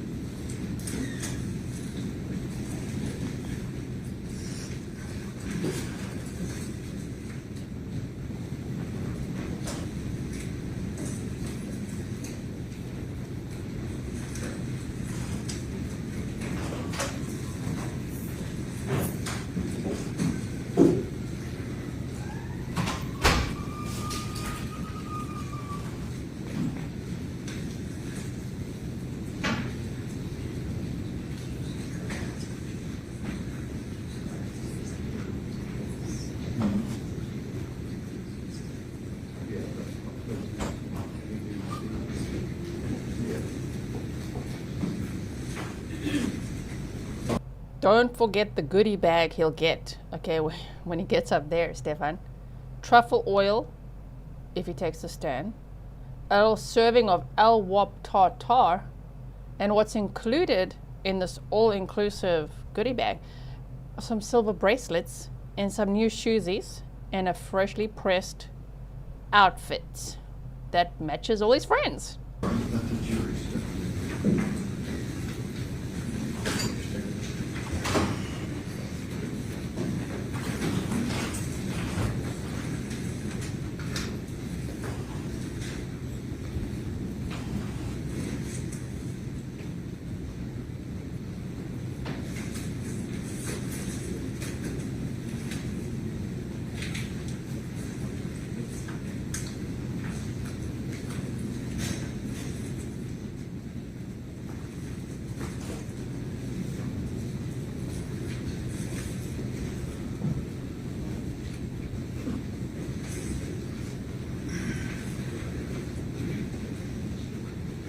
Defense's final witness, let's go.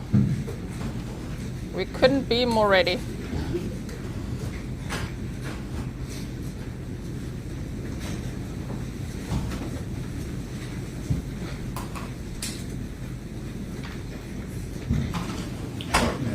Step up, raise your right hand and be sworn.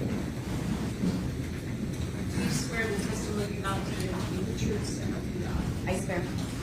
Liar. Oh, sorry. Basing that on yesterday. That definitely didn't happen. There was not a lot of truth telling going on, but okay, you swear, hey?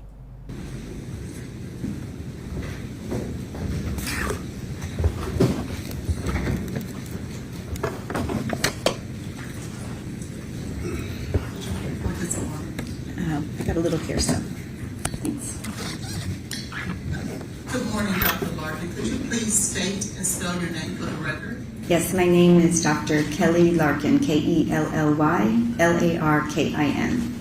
And could you please give the jury a little background as to your education as well as your employment experience?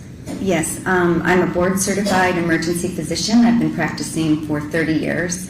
I have a bachelor's degree in science. I have a master's degree in neuroscience. I have a medical doctorate. And following completing medical school, I did an emergency medicine residency training for 3 years. Following that, I was invited to take the board examination to become board certified. I took the written boards.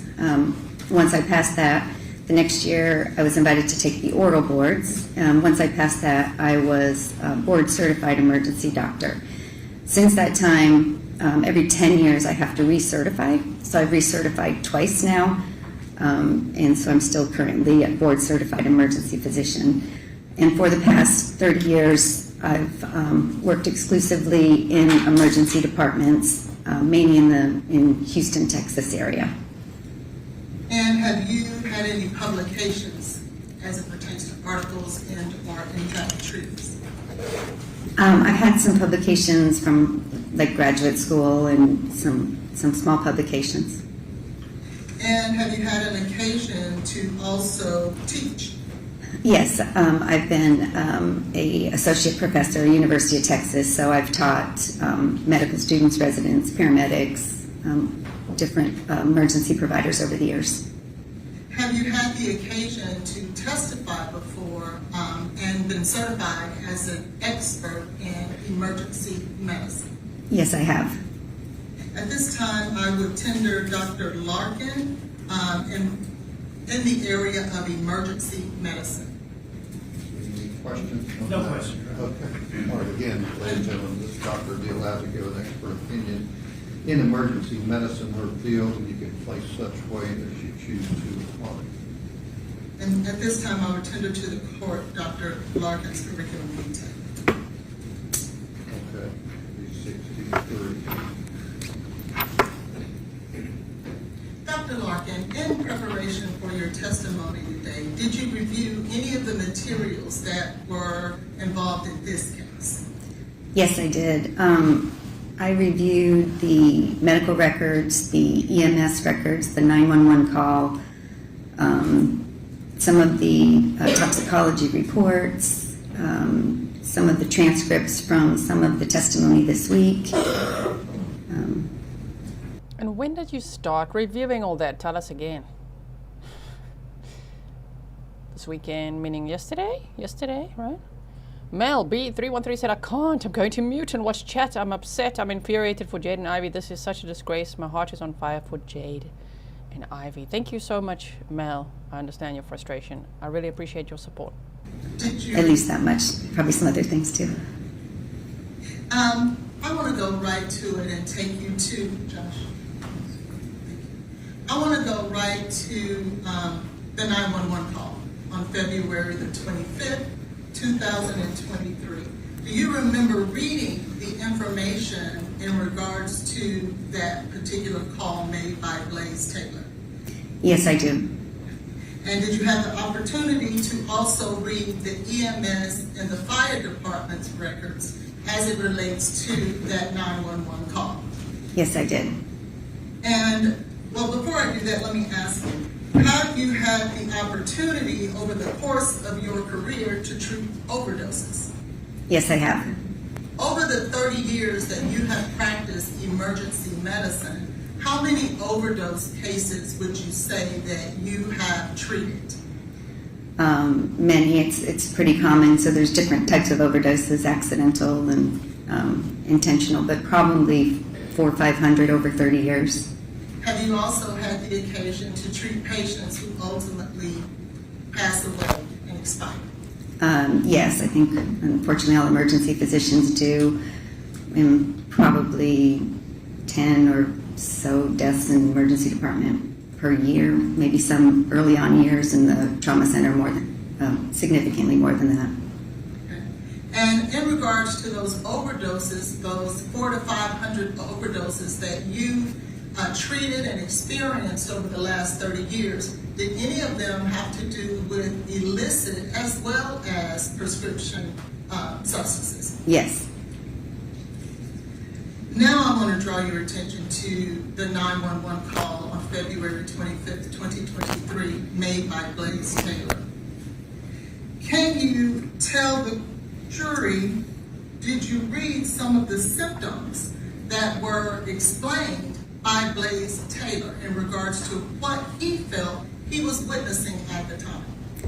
What about what the victim felt? She couldn't feel her leg. She knew that he put something in his drink. She said, you did this because you didn't want the baby. We heard from an ex-girlfriend he wanted to put something in another girlfriend's drink before. Are we just skipping all that? We're going to what the defendant said. Allergic reaction, and then telling his mother she died from COVID. Oh, okay. Yes, so I read it. I also did listen to the 911 call as well. And I did listen to the symptoms he was describing. Did you listen to any other person's description of Miss Benning's symptoms as the medical episode was happening? Her friend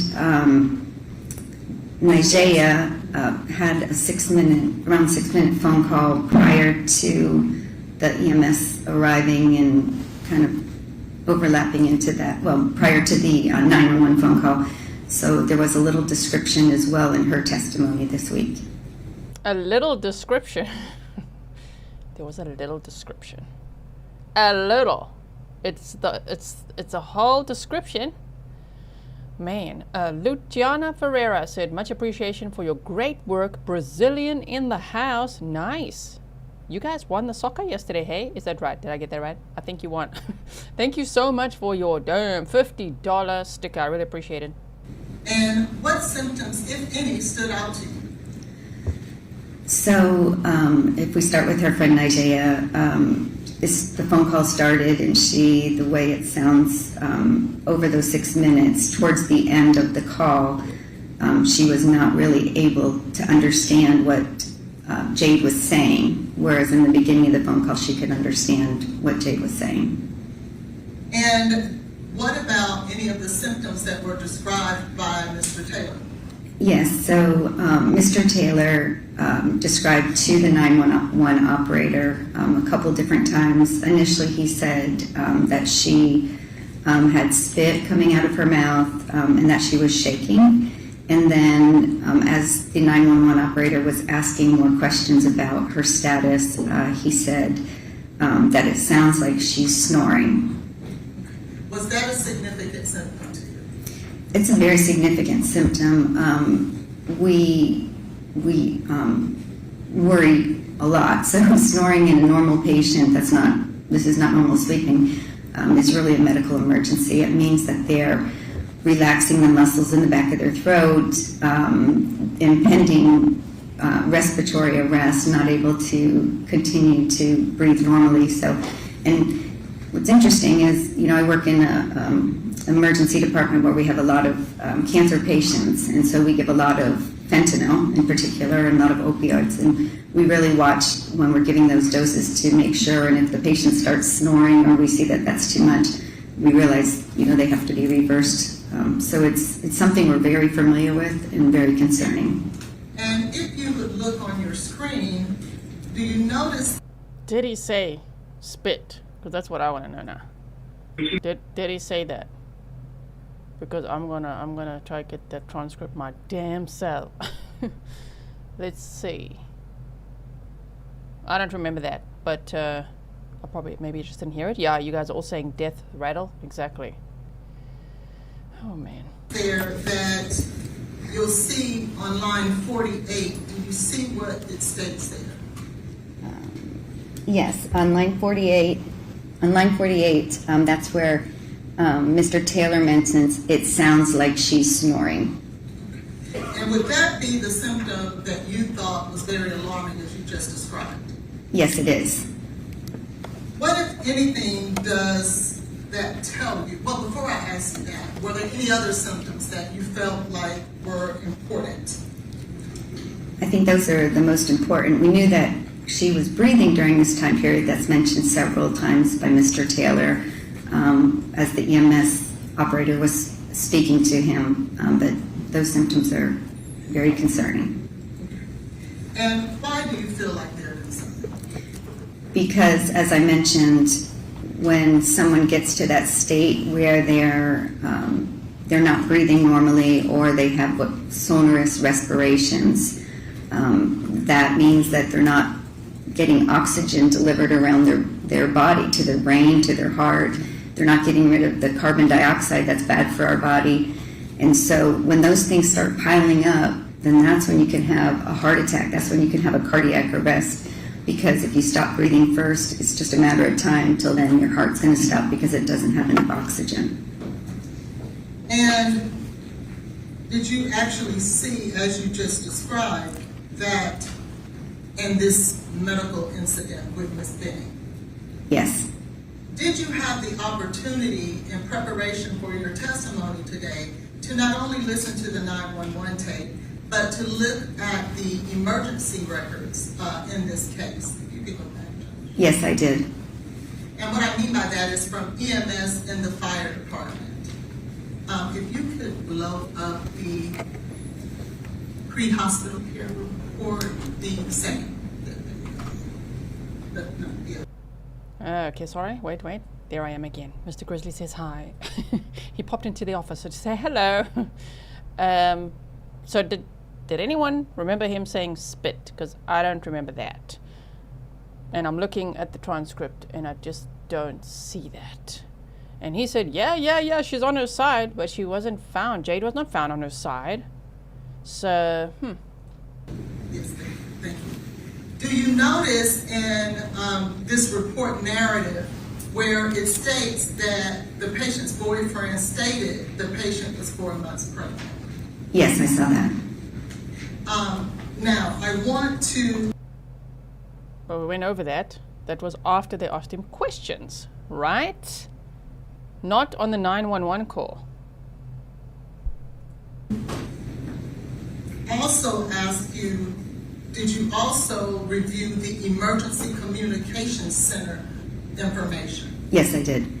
And did you also review another CAD incident report from the Emergency Center? Yes, I did. Did you, in your preparation today for your testimony, see where there was any other or any place where Mr. Taylor described this incident as an overdose? I did not. But guess what? It was it wasn't an overdose, it was a poisoning. And he said allergic reaction. He said she had bad food and he told his mother she died from COVID. So, list state On your cross-examination, better bring all that up, right? Okay, let's just read this quickly. Medic 35 was dispatched to the location for an overdose. While en route, dispatch stated the call turned to an allergic reaction. But the PT was breathing normally with symptoms not getting worse. Huh. But if he said that, well, that's a lie. Upon arrival, the PT was prone on the bed. The PT had vomited. The PT was immediately turned over and put on a man sack and taken to the ambulance. The PT's boyfriend was acting hysterical and would not listen to EMS. The PT's boyfriend stated the PT was 4 months pregnant. Exactly. Not on the 911 call. Oh my word, this defense attorney really takes what's like directly in front of you and totally gaslights. Wow. Okay, so let's read on here. 4 months pregnant. No other medical information was obtainable. Once in the ambulance, the PT did not have a pulse. Compressions were immediately initiated. An IV was established. An LMA was established with CO2 attachment. BVM with O2 was used. Narcan was given. An epi every 3 to 5 minutes was given while en route to the ER. 2 firefighters were on board doing compressions and breathing for the PT. The PT showed PEA on monitor. Vanderbilt was immediately notified of the emergency traffic that we were coming in with a CPR in progress on a pregnant PT. Upon arrival at the ER, the PT was taken to a room. The PT was assisted from the stretcher to the ER bed. Report was given to the RN and MD and trauma staff. The RN signed and the care of the PT was transferred over. Okay. Mama Loves Crime, thank you so much for being a member, and happy Grizzly-versary for 1 year. Thank you so much. Did you see that someone did describe it as an overdose? Yes. And who was that? So initially, it says that Medic 35 was dispatched to the location for an overdose. So the way that works is typically the 911 operator would have sent information to dispatch the ambulance, and they would have told them that was what their initial dispatch was for an overdose. Did you have an opportunity to listen to the 911 call that Mr. Taylor made in regards to this incident? Yes, I did. Did he ever describe this as an overdose? He did not.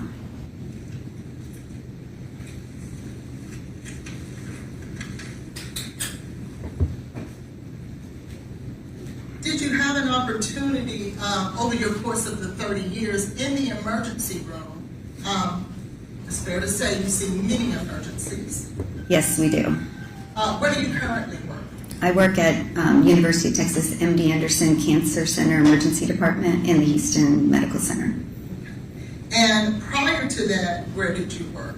I was at Baylor St. Luke's Medical Center for 20-some years prior to that. And all those years were you practicing emergency medicine? Yes. So have you had the opportunity to come in contact with many families who had loved ones who were experiencing significant medical emergencies? Yes, every day that I worked. And sometimes those medical emergencies ending in death. That's correct.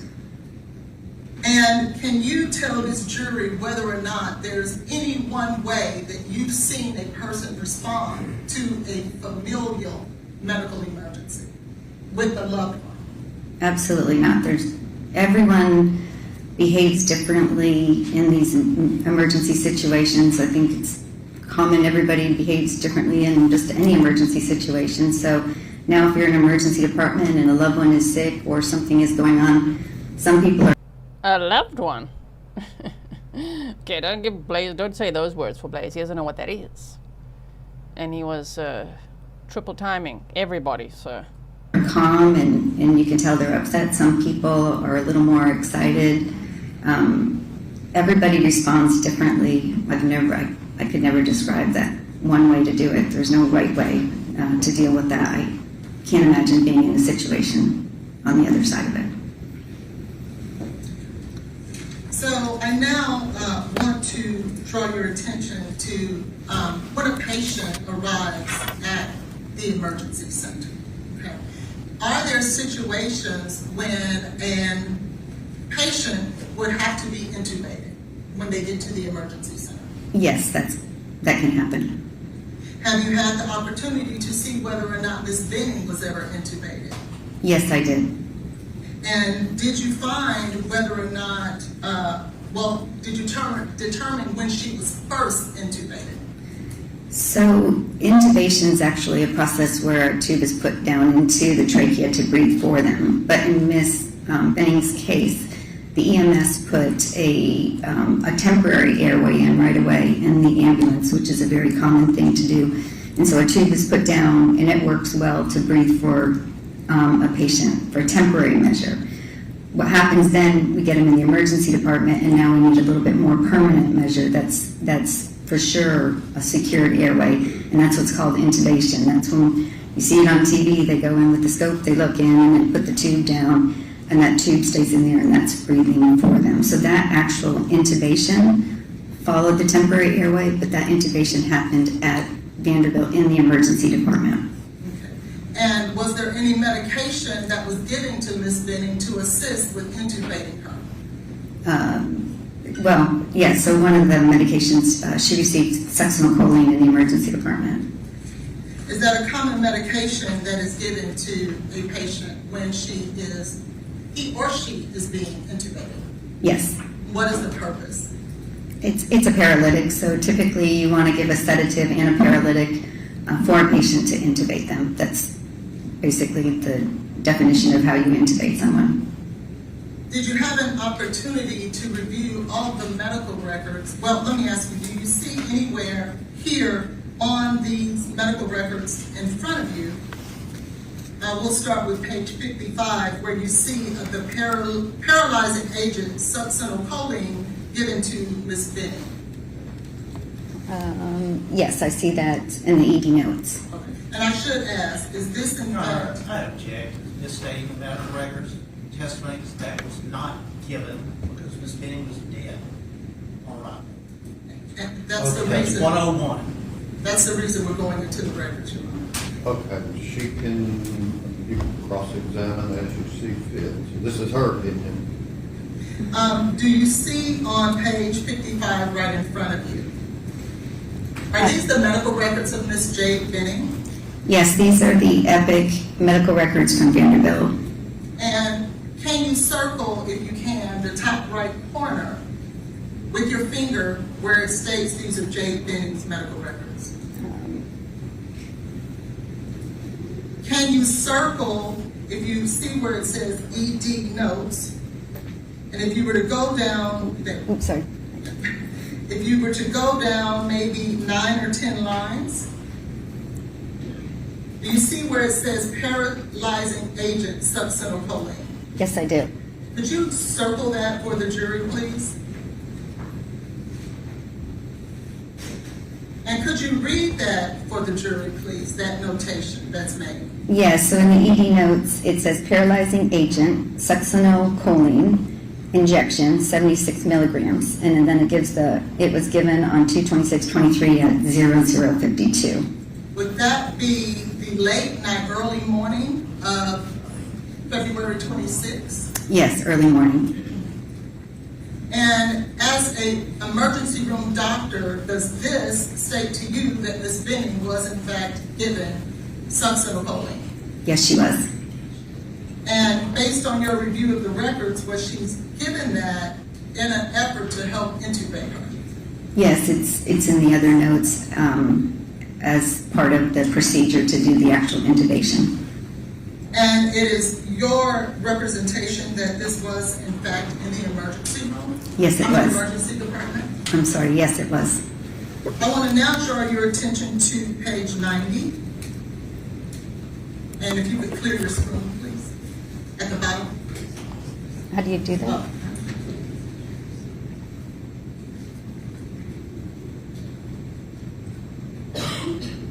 Oh, clear. Okay. On page 90, are these two Ms. Jade Benning's medical records? Yes, these are her records. Could you circle her name at the You top? don't have to get her to circle, it's right there in the report. Do you see where Ms. Benning was, or at least succinylcholine, in these records as well? Oh, I'm sorry, those are. Move to the next page, please. To page 90.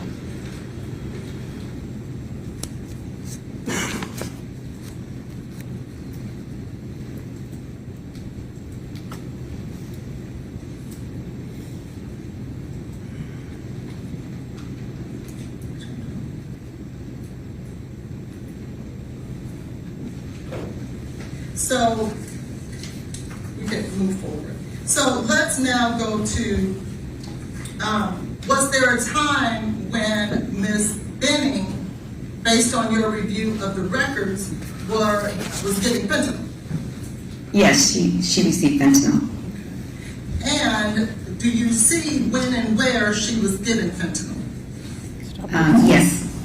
Going over this again. If I could I get Are you trying to say the hospital killed her now? I feel like that's what the defense wants to do. I don't know. the please.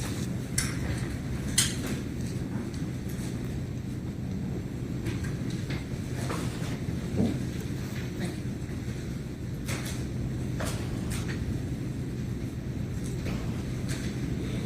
Do you see the highlighted area there on page 562? Yes, I do. Records. Could you describe to the jury what it means here when it says fentanyl ADS overall? So that's when they actually just pulled out the fentanyl to administer. Okay. And based on your review of the records, was she ever given fentanyl at this date and time? She was not.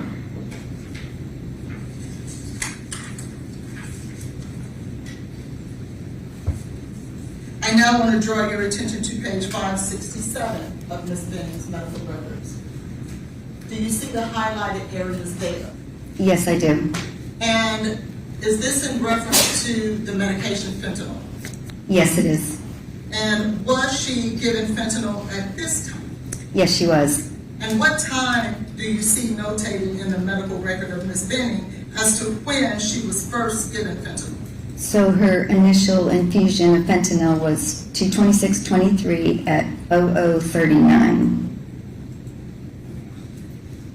So with I'm that- sorry, 00:41. So Okay. the pull and the, I think that's not the time. Yes, 00:41, 00:45 I have where the infusion started. So there may be another page of this as well.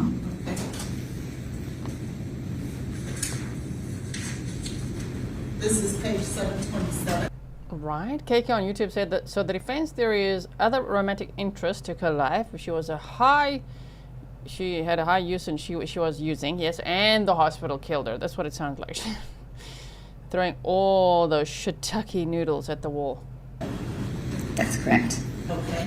You can go ahead and explain to the jury what this is stating. So this tells you that the infusion starting, the time that's highlighted on the right is 00:45 for the actual infusion starting. Okay, and when does it end here in this medical record?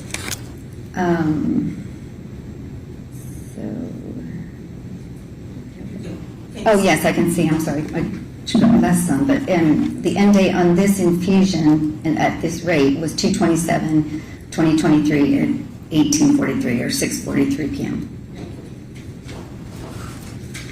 And in your review of all of Ms. Benning's medical records, is that where you see she was initially given fentanyl at Vanderbilt Hospital? That is when she initially got fentanyl, yes. I now want to go back to page 90 of the medical records. Do you see there in reference to the medication succinylcholine? Yes, I do. And what is this record representing? So this is on the ED timeline, so this is basically step-by-step everything that goes on in the emergency department, and this shows you that at 00:15 that there was an order placed for succinylcholine. And is this too in the emergency department? Yes, it was.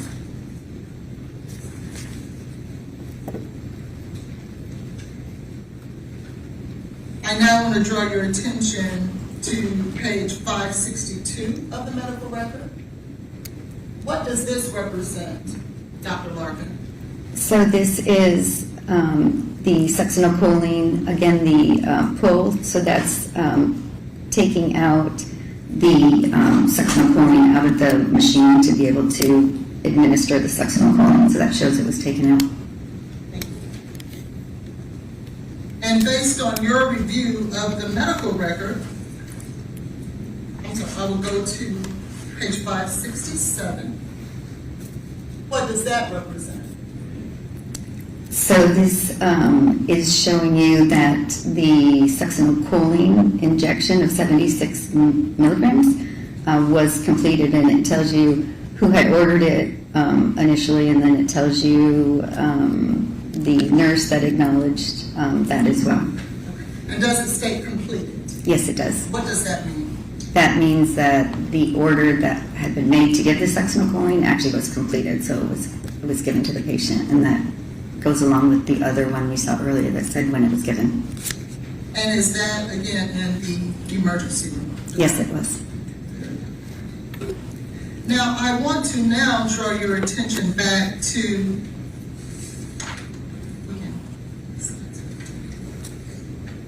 is it working?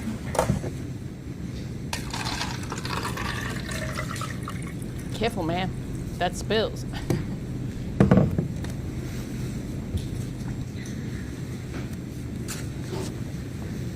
And you can go back, Josh, to the Speed it up a little bit. How about 1.15? Huh?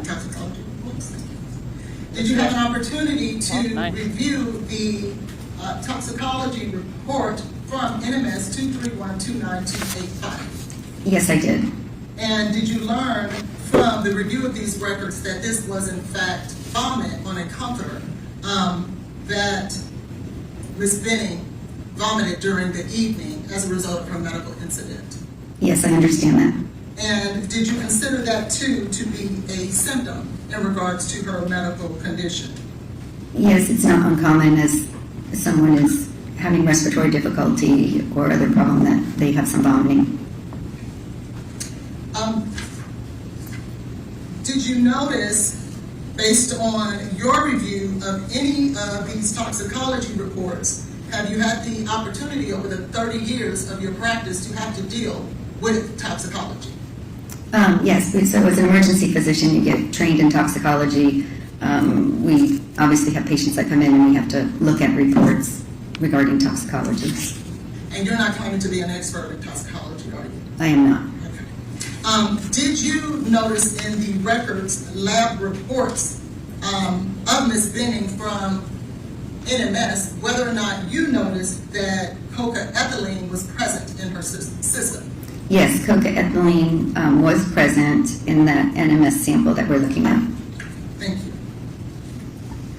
Have you ever had an occasion over the course of your career to treat a fentanyl overdose? Yes, I have. Have you ever had an occasion over the course of your career to treat a cocaine overdose? Yes, I have. And could you describe for the jury what you would expect to see after 30 years of working in the emergency room? How about a poisoning? Because this wasn't an overdose. It was a poisoning. So you can discuss overdose all day long, but this was such a high level, it was a poisoning. Department, have you had an occasion to deal with cocaine overdoses? Yes, so they're almost opposites of each other. So cocaine is more of a stimulant, and then fentanyl is more a depressant. So cocaine overdose, typically when we see them in the emergency department, they've got fast heart rate, they're anxious, they're hot, they might be breathing normal or fast. They can be paranoid, they can be excited, but they're kind of the symptoms that go along with the cocaine. They come in maybe with chest pain because their heart's beating so fast or their blood pressure is so high. So it's all of those things that are amped up on the system. So the difference with fentanyl is classically is there's more drowsiness, and I think I described that we see it sometimes in the hospital when we give a little bit too much fentanyl to try to treat someone's pain. We have to watch out for them getting too sleepy. But with fentanyl, again, the respirations tend to slow down. It's a little more gradual of a change versus like the cocaine. Like I said, they're hyped up and they got things going on that are fast. Typically, in the fentanyl overdose, we see that they slow down their breathing. They end up having a respiratory arrest, and after that, again, if the oxygen doesn't get there to the heart and to the brain, then they can have a cardiac arrest. And that's typical progression. And can you describe to the jury what a fentanyl overdose looks like? Yes, so as I mentioned, the fentanyl is when they have typically the respiratory arrest. They might be awake and talking, but then all of a sudden they get a slurred speech, or they get quieter, or they start not feeling well and sleepy, and then their breathing starts slowing down. They could have snoring, as we talked about earlier, and then eventually the lack of oxygen can cause worsening things like cardiac arrest or just a demise at that point from lack of oxygen to the brain and to the heart and the other organs.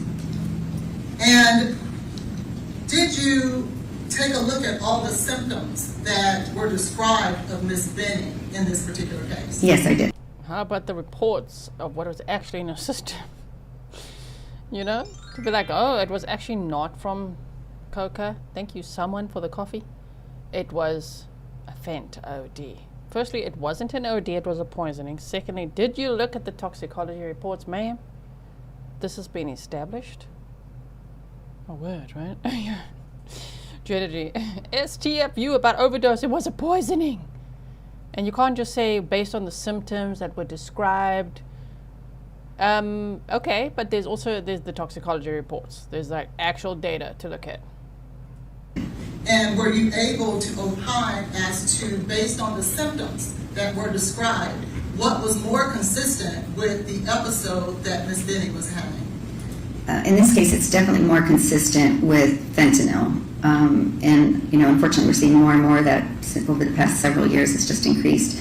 And it's adulterated drugs. It's not necessary. People know that it's in something that they might be taking. And that's when we see these tragedies and these accidental ingestions of the fentanyl.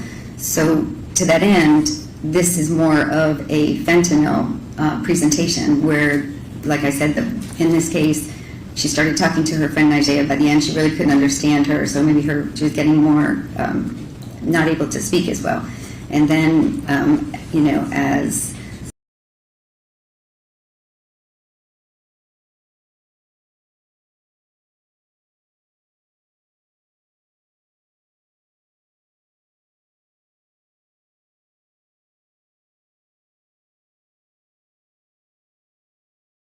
Mr. Taylor described.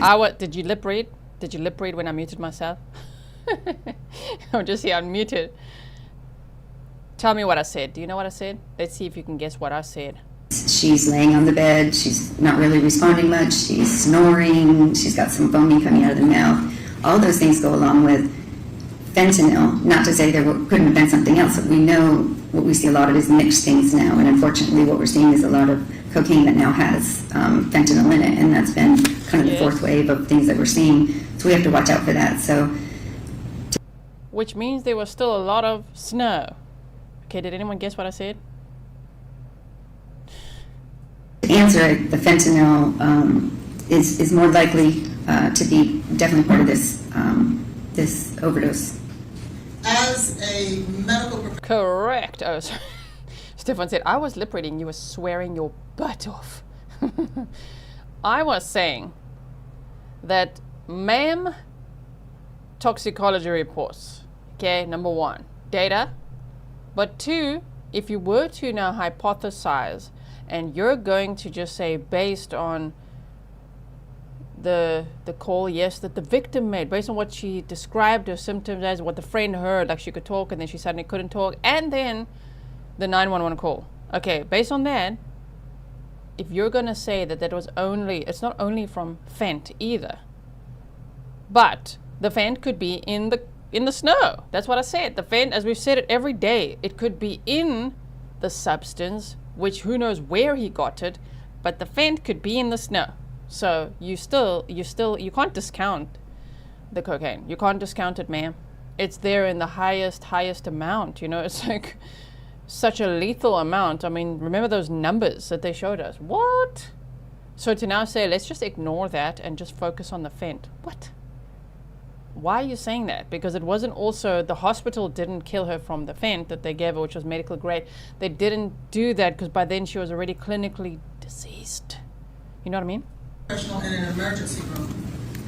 Did you notice that Ms. Benning had fentanyl in her system prior to receiving it at Vanderbilt Hospital? Yes, I did. And are you able to opine that fentanyl had nothing to do, given all the medical records that you reviewed for Ms. Benning, to do with her medical episode? Can you restate, please? Can you opine that fentanyl had nothing to do with the medical episode suffered by Ms. Benning, based on the records that you've read? No, so fentanyl, we know fentanyl was present, and it was present prior to her getting fentanyl in the hospital. Yes, check. We've been, yeah. Get snarky, sir. It was such a small amount, it could have been a false positive. Tiny, tiny amounts. Won't get to cross-examine, but that is not what is in the record. Exactly. Okay, she's just indicated it is from her perspective, so go ahead. Now, finally, have you had the opportunity to review the autopsy report from Ms. Benning? Yes, I have. And in reviewing the autopsy report, was there anything specific in regards to Ms. Benning's heart that stood out to you? Yes, and I believe the medical examiner mentioned it as well. There was a enlargement of the left ventricle of the heart, and also the myocytes of the heart. It just means the cells that are in the heart, and they were enlarged in that left ventricular area. And that can be caused by several things like long-standing high blood pressure and other things. But again, that can be consistent with just something chronic, meaning you can't make big cells in that part of your heart quickly. It didn't happen with this event. It's not acute. It had to happen over time. So one of the chronic things that can cause this over time is just cocaine use over time can cause those myocytes to be large and that ventricle to be enlarged. Now, to be fair, are there other things that could cause this type of myocyte hypertrophy? Yes, so other things that make the heart work harder, like I said, high blood pressure, other heart problems. In reviewing the records of Ms. Benning, did you have the opportunity to review her OBGYN records as well? I didn't focus very much on those, no. Okay, thank you. And what do you notice here in regards to what is notated in Ms. Benning? To be fair. I mean, is the defense trying to say that lethal dose of cocoa is not what killed her? It was actually the fent in it. Like she was just using, you guys. As the previous expert said, it's an elephant. It's an elephant's dose, okay? Multiple 8 balls, speed balls, whatever she said, okay? But if she was using, then, it might not even be that. That's the problem. It's normal levels. So you want to blame the fent, which again, defense attorney, where would the fent come from? Don't you think it would come from the cocoa? And then what are you trying to say? That she killed herself? Is that what you're trying to say? She did this to herself. That's where you're going? That's not going to go down well. I don't think so with a jury. Is this the autopsy of Ms. Benning? Yes, it is. What did you notice here? This is what I just referred to, basically sections of the ventricle. The ventricle is one of the top chambers of the heart, and per this note, or per the report, it says they revealed focal myocyte hypertrophy. Big fancy words, but it just means the cells in that area were bigger than normal. And again, that's a chronic finding, not an acute finding. When you say chronic versus acute, does that just mean one episode can't cause this? Correct. This wasn't caused from the episode that caused her demise. This was something that had to have been going on prior to this to cause this.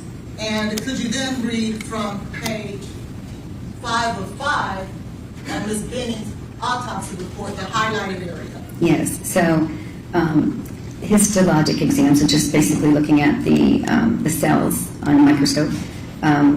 The histological examination of Ms. Benning's organs reveals focal myocyte hypertrophy, the same thing we just talked about, in the heart, but no myocarditis or infarction. So in a case like this, when we have a young person who dies, the MEs are looking to see, could it have been a heart attack caused from something such as cocaine? We see young people that have that. Or could it be a myocarditis, which is an infection of the heart that can cause this kind of thing? The ME did not find those, so she just noted those as negatives in her report. And Of the medical records that you reviewed of Ms. Benning, was there anything you seen in those records that would notate that she suffered from high blood pressure?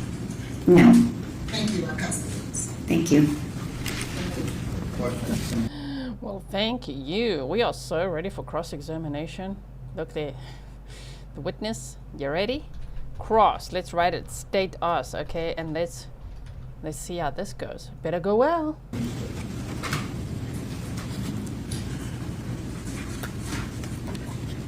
Dr. Larkin, as you said, you are not a toxicologist, correct? That is correct. And neither are you a forensic pathologist, correct? That's correct. Dr. Erin Carney is a forensic pathologist and expert in that field. Do you agree? Yes. Now, talk about some things you reviewed. How much of the testimony, have you been in the courtroom to listen? We have our backs turned to the audience, obviously, but have you been in the courtroom to actually listen to the witnesses? No, I have not. Okay. Have you reviewed any of the daily transcripts of witnesses' testimony that began on Tuesday morning? I have looked at some of the transcripts. Okay. Have you looked at Dr. Olashoga's? No, I have not. Okay. He was the emergency room doctor who was the first doctor to see Miss Benning, correct? Yes, I apologize. I did look at that. I forgot the name. I was just gonna say, you didn't look at Dr. Olashuga's testimony when you're an emergency physician, and so is he? Okay, but now she just corrected herself. Okay, you did read that or watch that or whatever. Okay. And Dr. Olashoga's testimony, which you read and considered, she arrived essentially dead, correct? I mean, I don't believe she arrived dead. I mean, I don't think as an emergency doctor at that point we may make that same thought that he did. You know, when they arrive and they have no pulse and they're not breathing, yes, that's a correct statement. But when you go through what they did to revive them, then you can actually return someone back. Yes. Brought back from the dead. That's what Vanderbilt and Dr. Olashoga did, correct? So cardiac arrest, yes. Yes. Agreed. And she was intubated without the need for any medication because she was feeling no pain. Is that not correct? I don't think anyone can say that, but I know she received medications. After she was intubated, correct? I believe the succinylcholine was at the intubation time. There's only one intubation, right? There is only one. Because when she was removed from the emergency department to the ICU unit, they don't take it out at the emergency room and then redo it later, correct? There's one intubation. One intubation, and that happened in the emergency department. That's correct. Correct. And without going through all these pages of things, we should agree that medical records that are in evidence speak for themselves about when medication was administered and when it wasn't. Yes, they do. Okay.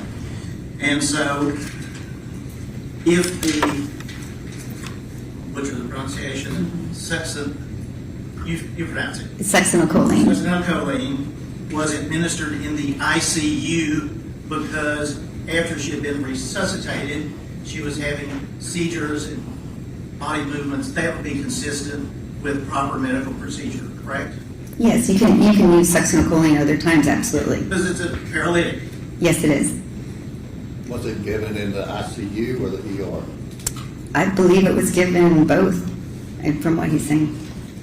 Again, if the medical records, Dr. Olashoga's testimony, Oops. and would you agree that the records Hang on, brother. Got it. that Ms. Benning was intubated on 2/25/2023 at 22:06 hours? Is that correct?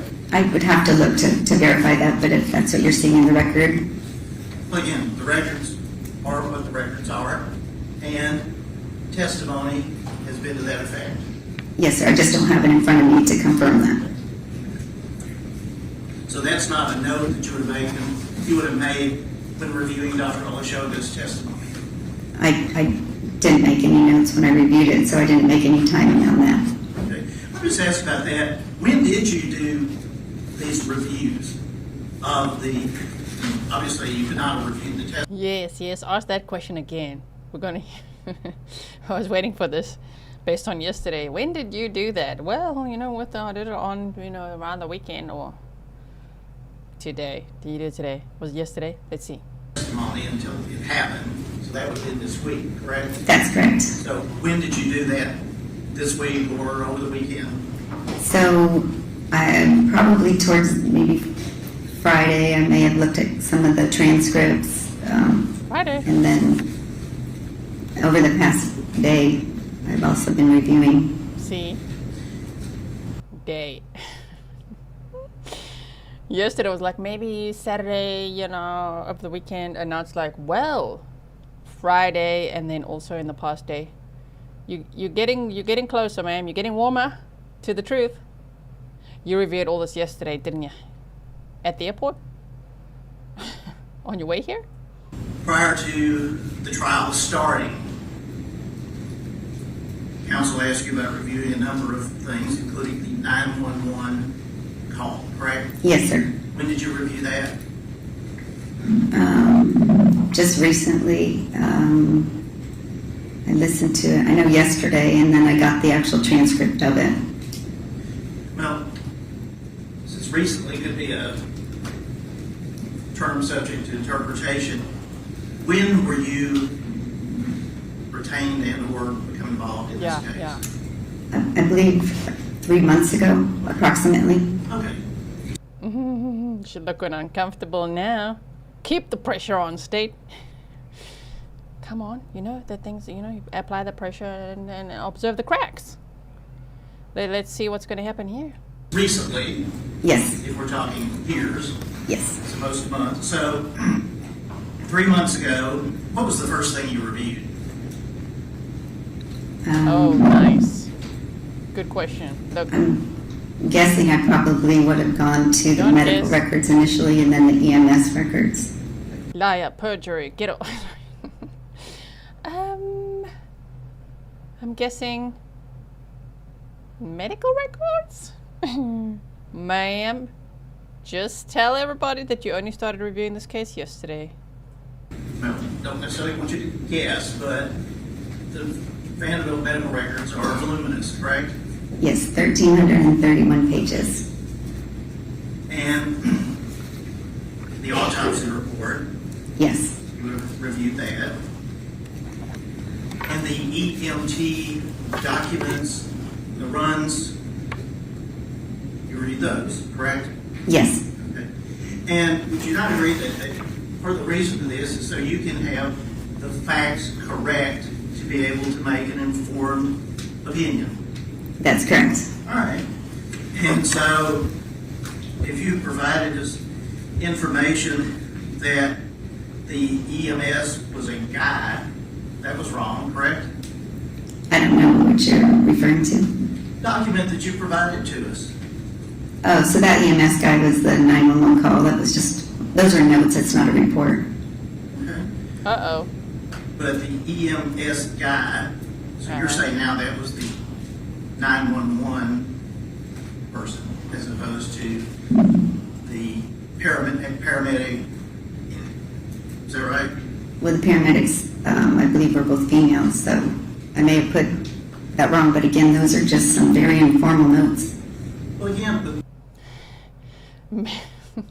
Could that lady at the back of the courtroom stand up again and say, I wrote the notes? That was so good yesterday. you're putting down on paper your memory of the facts, your knowledge of the facts, correct? I can, yes, Right. So if you say the EMS guy said he thought it was an allergic reaction, he didn't check a pulse until he got her into the ambulance, that would not be the person answering the 911 call, would it? it may not have been. It may not have been. Thank you, someone, for supporting the mods with 3 Big Bear coffees. Oh, dear. Man, it's all falling apart now, isn't it? this was done. Similar things were revealed yesterday outside of the presence of the jury. So this is the first time now in front of the jury. Okay.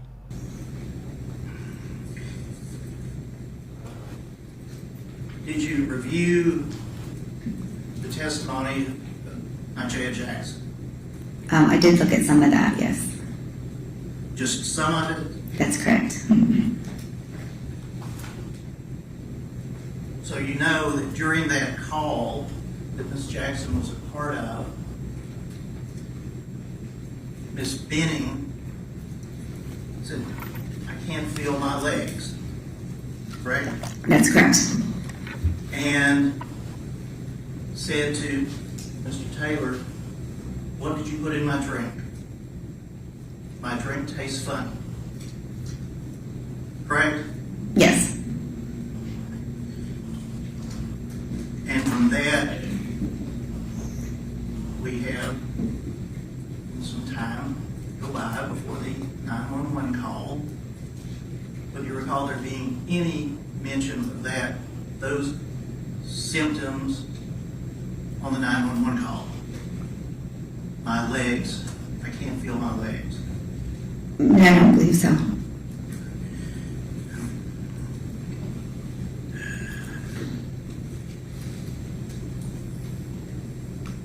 With respect to Dr. Olashoga, do you have any criticism of how he handled Ms. Benning No. in the emergency department?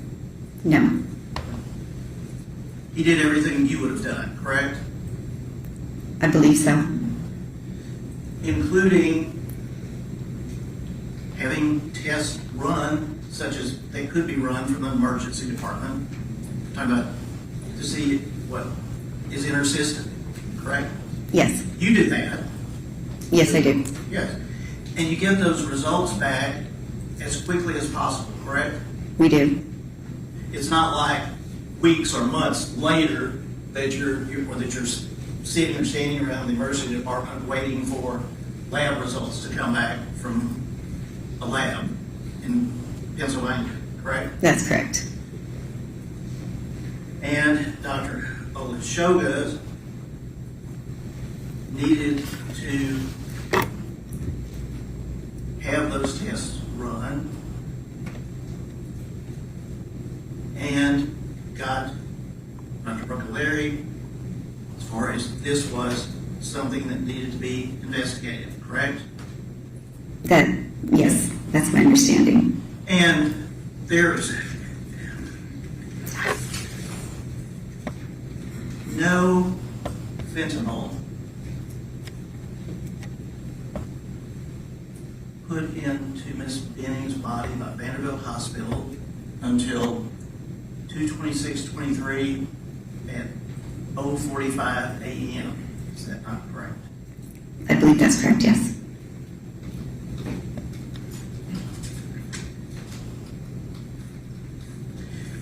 Now you talk about people that come in that you've seen in the Houston emergency room or the day before that. Was it Waco? Was it Baylor? No, that's Baylor St. Luke's Medical Center in Houston. Okay, in Houston.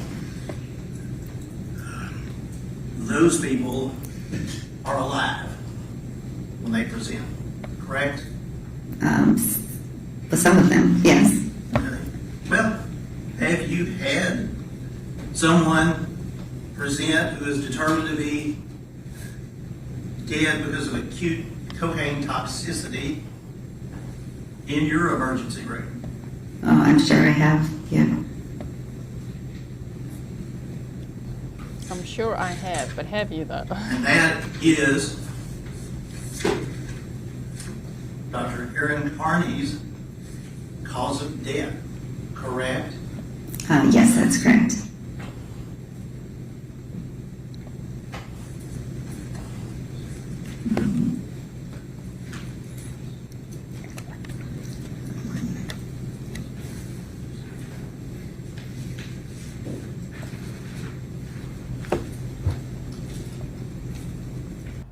When these questions started being asked following yesterday, hey, then shame the witness looks like this. She looks just like this Like this gif all grown up. We're really going there again? Yes, we are. We're going there again. This time in front of the jury. Damn. Steph1582 said, as an MD for 20 years, Miss Jade went into cardiac arrest at home. She was dead on arrival to the emergency room. Her brain never recovered.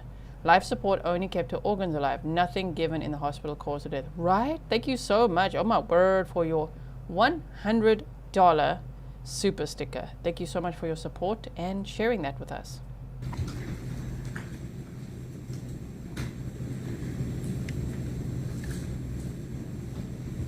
Dr. Larkin,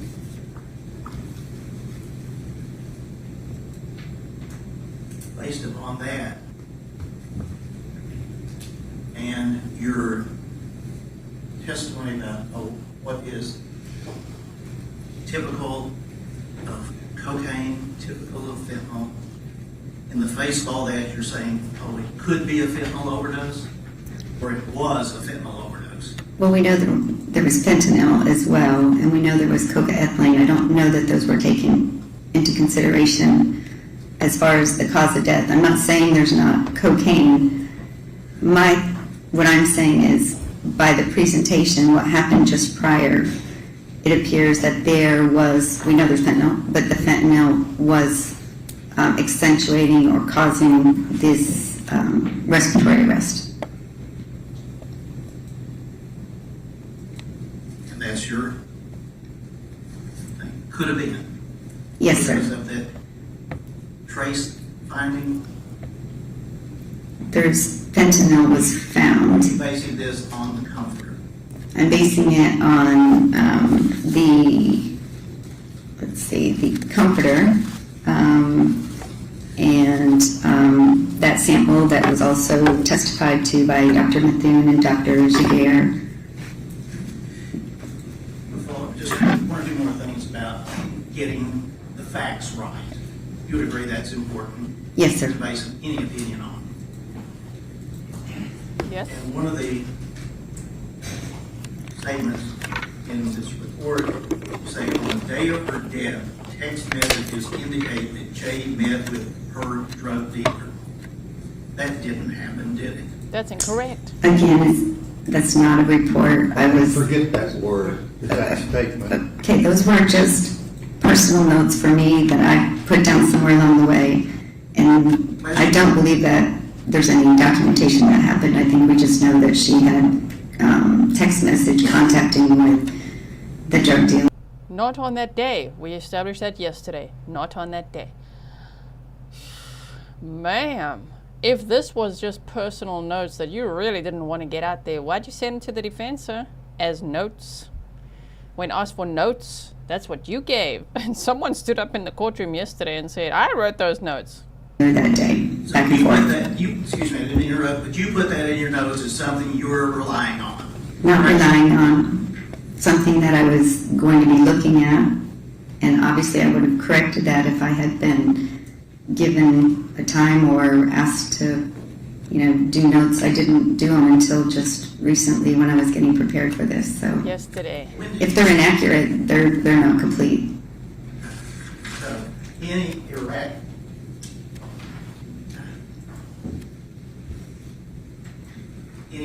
inaccuracy, even about fentanyl at the hospital, would make your opinion essentially not acceptable, correct? No, those aren't my opinions. I've given my opinions in my testimony in court under oath today, and those were, like I said, notes that I was going to review to get prepared for the case today, which I've done, and nothing that I've said corroborates something that's not a truth. So if there is no fentanyl in Miss Benning's system when she arrived at the hospital, then it wouldn't be a fentanyl overdose, would it? Well, we don't, we know there was some fentanyl there. It was never really tested for. In her blood at the hospital, in her body at the hospital, regardless, there was no fentanyl detected, correct? I believe that it was never tested for because there wasn't enough blood in the initial sample from 225 prior to getting fentanyl. I believe that Dr. Carney mentioned that. But we'll see about that. Nothing else, John. Oh, I like that. We'll see about that. Did you hear that? No, that was some snark. Good job, State. Well, we'll see about that. Ooh. Any other questions? Again.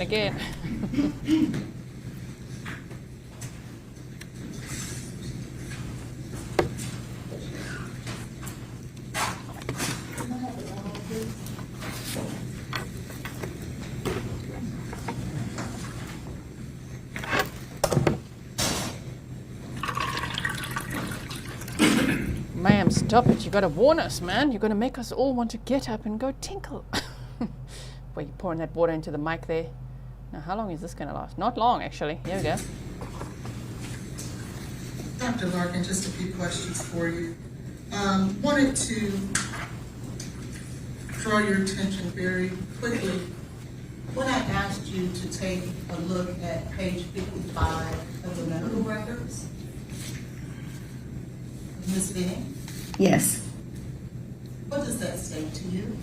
It states that succinylcholine, paralyzing agent succinylcholine, was injected, 76 milligrams were given intravenously, 226-23 at 0052. And it's part of the ED notes, again, which is at the top, so that was in the emergency department.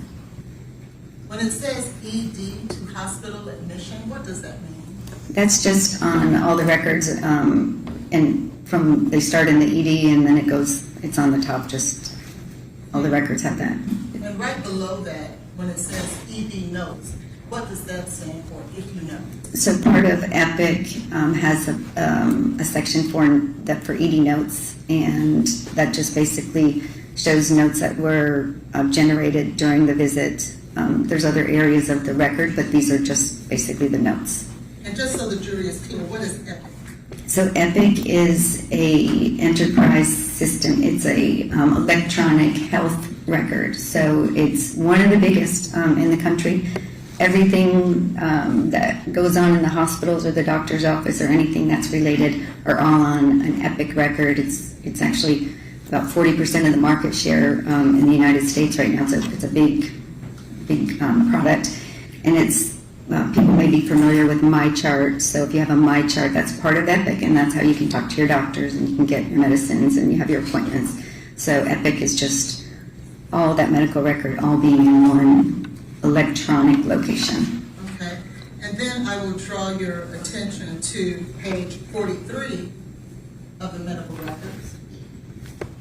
At the bottom there, where it says ED procedure note by Dr. Olushuga. You see that? I don't see that. I think you have to go further up. There we go. I apologize. Okay. Do you see that? Yes. And do you notice what number 1 says? Number 1 is intubation. That's the procedure we talked about earlier. And does it say given or ordered? Ordered. Is there a difference between the two? Yes, there's typically a note that says about the intubation that says attempted one time, what time it happened, and all that. You say a date of service? What does that mean? What is date of service? So date of service is the day that something happened, so you can have the date of service and also the time of service. So this date of service for this procedure note, which the procedure note is the intubation order, was at 2:25:23 at 10:06 p.m. And so this says it was ordered at 10:06. Well, that's not what you said. Look, Yes, that says this procedure note says in the notes that at 10:06 p.m. this procedure was ordered, which was an intubation by Dr. Olushuga. and so your testimony is this says ordered, right? Yes, it does. And this note says given. Yes. Okay, and what time is that? So this is the succinylcholine that was given Again, that was given 2/26/23 at 0052. And would there be a reason to give a paralyzing agent to someone who's dead? You can intubate someone without a paralyzing agent, depending on their status, but you wouldn't necessarily need to do that if someone's dead. Why would, as an emergency room doctor, why would you give succinylcholine to a patient? Well, because I guess we got to be careful how we use the word dead. When we say someone's in cardiac arrest, they have respiratory arrest or cardiac arrest, that means they're not breathing, their heart stops. So essentially, I guess we call that dead. But we're resuscitating them. So fortunately, as an emergency physician, these patients that get to that situation, we bring them back. We resuscitate them. It's something we do. So they may have, and you hear people that say, oh, I died twice because I had 2 cardiac arrests, but they are not dead, brain dead. You're not going to stick them, in the morgue at that point. You're going to finish your resuscitation and determine if they truly are dead or they're not. And I understand that, did you have an opportunity to review any of these toxicology report records? Well, I did look at them. And again, you're not a toxicologist, are you? I am not. And is this number 231-29285? Yes, it is. Have you learned that that is assigned to the comforter that the vomitus of Ms. Benning was located on when she was having her initial emergency episode in her apartment? Yes, That is before she went to Vanderbilt. that's correct. Have you learned through your review of all the records that there was fentanyl present and the vomitus on the comforter? Yes. And is this a record based on your knowledge? Okay, let's phrase the sentence nicely. What's more accurate? What's on the comforter? Which means it could have been subjected to any of that before in any time frame, or what was in Jade's system. Yana? Freaking defense. No, that states that. Yes. And to be clear, you're not stating Dr. Olushalo did anything wrong, are you? No. And Well, a sugar although defense. Ms. Benning passed away, as stated in this autopsy of acute cocaine toxicity, when it comes to the manner of death, that could not be determined. Your Honor, I object to that. That's correct. She has asked that be stricken, not forensic knowledge. Yeah, this is a record that's in evidence. Then there's no reason for this doctor to Exactly. ask that. She's answered the question. Do you have any more few questions? I do not. Thank Okay. you. I pass the Any other witness. questions from the state? No. Thank you, ma'am. You can stay Thank you, there. sir. Oh, don't forget your non-report that you had someone scribble yesterday on the way to the airport.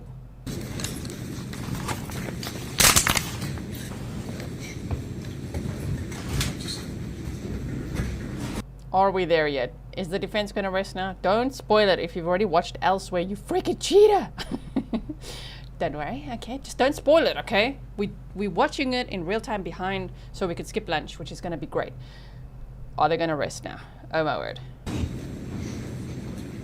Any further proof on behalf of Mr. Taylor? May we approach briefly, Your Honor? Okay.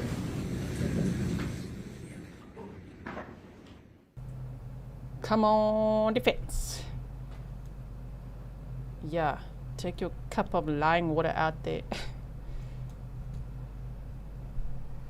Oh, Blaise, sirens are calling your name. Oh dear. He knows the camera's on him. No, trying not to look at it. Don't make eye contact. We can see you. We're all staring at you from the side. How's it going there? You going to take the stand? You going to take the stand, big boy? We'd like to see it. Okay, I could go forward a bit here. Don't break for lunch and then rest. Don't do that. Well, we just, you know what I mean? What's going to happen now? Don't spoil it if you have watched elsewhere.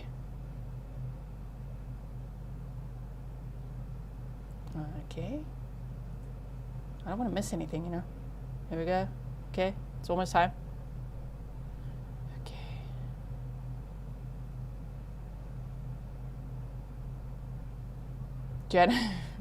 Joanna said, I want to open my lunchbox. You can open it now if you want. What you got in it though? What's in your lunchbox today? Pernil says, how are you holding up, Grizzlies?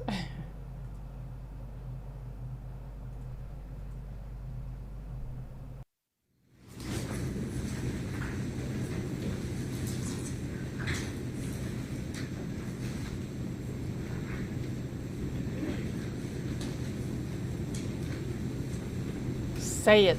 Say it, defense. Judge, what happened? What did they say, Judge? What happened?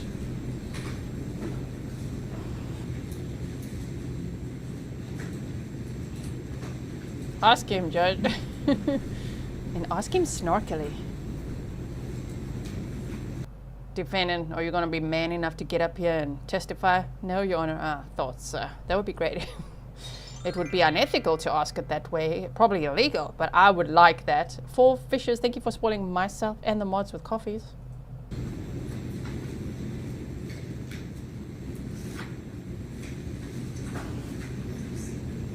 What are we flappity-flappeting about? What is it? Shh. Where? Who are you calling next? You got a surprise witness?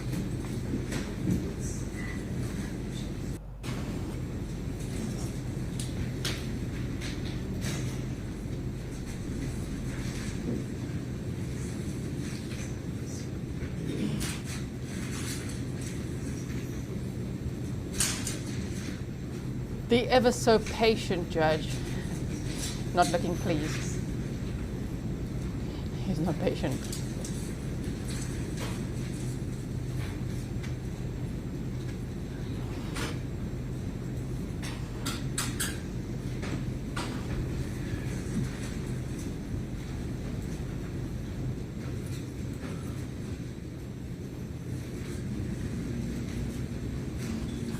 Not a happy camper. That's not the face you want the judge to have. Listen, defense, whatever you're doing there, make it stop.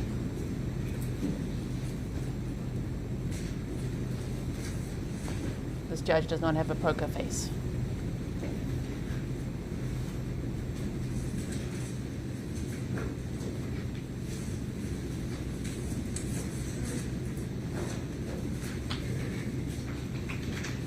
Would you like us to approach? Sure. Okay, sure.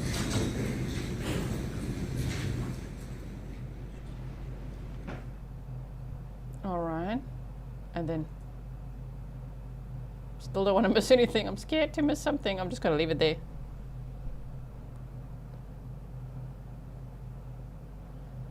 Okay, let's see what you guys are saying. Opossum Mom said he's got side-eye snark face. Mm-hmm. Any other proof on behalf of Mr. Taylor? Say. No, Your Honor, at this time, the defense press. Oh, Oh, my word. will be any rebuttal proof from the state? Oh yes, oh yes. Everybody do a happy dance. Roll your shoulders now. Defense rests. Oh yes. Yes, Your Honor. Oh, Dr. Carney? Where is she? She is Oh, right that's here. not her stuff. excellent. Rebuttal witnesses. The link did not work. I need a few minutes just so I can tell her a few things about the last 2 witnesses. Ladies and gentlemen, if you'll Oh, step a little bit of down, snark. We'll break the run to 12:55. Rebuttal witnesses.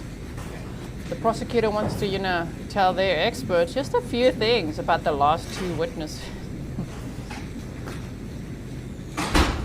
Can they forget to turn the audio off and let us hear that? Okay, wait, I didn't time stamp that. And other than Dr. Carney, any other rebuttal witnesses? I don't believe so, Your Honor. All right, let Mr. Taylor step around to the podium. Yeah, His step decision around. not to testify. Step around, Mr. Taylor. Step right up. Raise your right hand and be sworn. Do you swear to tell the truth, so help you God? I do. All right. Go ahead. You're leading in this thing. Mr. Taylor, you understand that you have the right, absolute right not to testify in this matter? Yes, I do. You also understand that you have the right to testify if you so choose? Yes, I do. And if you don't testify, the judge can tell the jury that no inference can be drawn from your decision not to testify. That's correct. You consulted with your counsel in this case about that decision? I have. And your counsel advised you on the advantages and disadvantages of either choice that you might possibly make? Yes. And after considering all those rights and the possible decisions and the ways you might make that decision, you decided not to testify in this case? Yes. And that's your own decision? Yes. Nobody's pressured, forced, or coerced you into making that decision? No. Thank you. Okay, you can have a seat. Didn't expect him to sound like that. Yes, I do. A very deep voice. I don't know. I just didn't expect him to sound like that. Okay. He's not testifying. All right, we'll break for lunch. After we hear from the remaining witnesses, you'll give some thought to how long you want, from the attorney's perspective, closing arguments to be. Okay. Yeah. All right, we'll be recessed till 12. Here we go, everybody. Buckle up. We're skipping lunch. Love that. Ready? Let's first hear if there's a bit of hot mic. Ah, damn it. No hot mic. Come on, camera person. You know you want to. Okay, sorry. If you missed it yesterday, there was some hot mic action. And eventually the prosecutor said, "Why are you recording us?" Because there's like a lady in Switzerland who's got a stream going and they all want to they all want to hear. Okay, we're skipping lunch. Ready? All right, so the state's wanting to call Dr. Carney. Yes, Your Honor. And what, do this so I can factor in while that's going on, the best thing for the jury and the parties, what is the state's thoughts on closing arguments time-wise? I technically don't know the exact time. It would be at least 30 minutes, maybe 40 minutes for my first close. If it goes longer, I pre-apologize. How about total? No, I was talking about for my first close. Just say the total. Total, what do you Sorry. think it would be? Sorry about that. Me voicing what the judge is probably saying. Just tell me the total, not what your first bid is. Just say an hour. I need an hour. That's what I need. Okay, cool. An hour.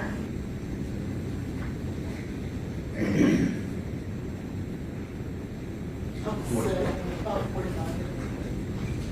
For your total argument? Oh, I don't believe it. Defense attorney is like, I would say 45 minutes. After an hour, but it's probably 2 hours later. Did you see yourself in the opening statements, ma'am?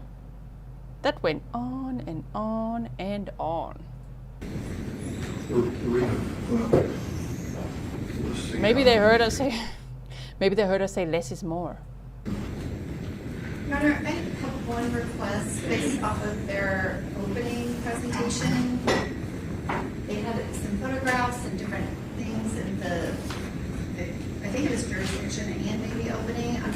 Our request is just that anything that is shown to the jury during closing arguments is something that has actually been admitted as an exhibit. Okay. I mean, that, I don't think is a given.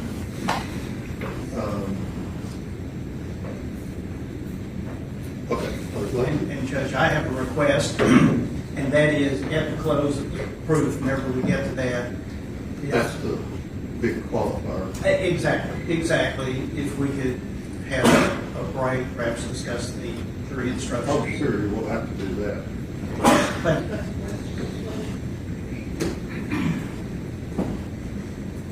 All right, let the jury know.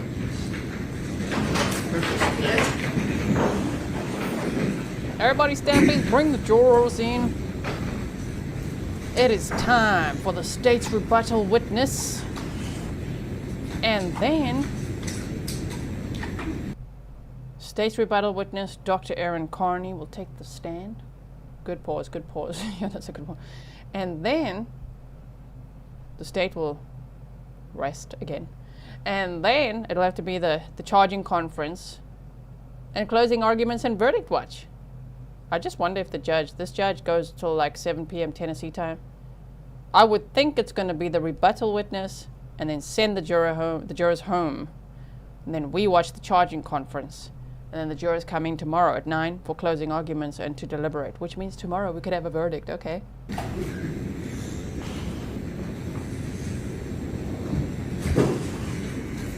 Carolina Chartier said, gee, you're so awesome. I feel like we're here watching this together and you make me laugh. We are here watching this together. Thank you so much for your sticker.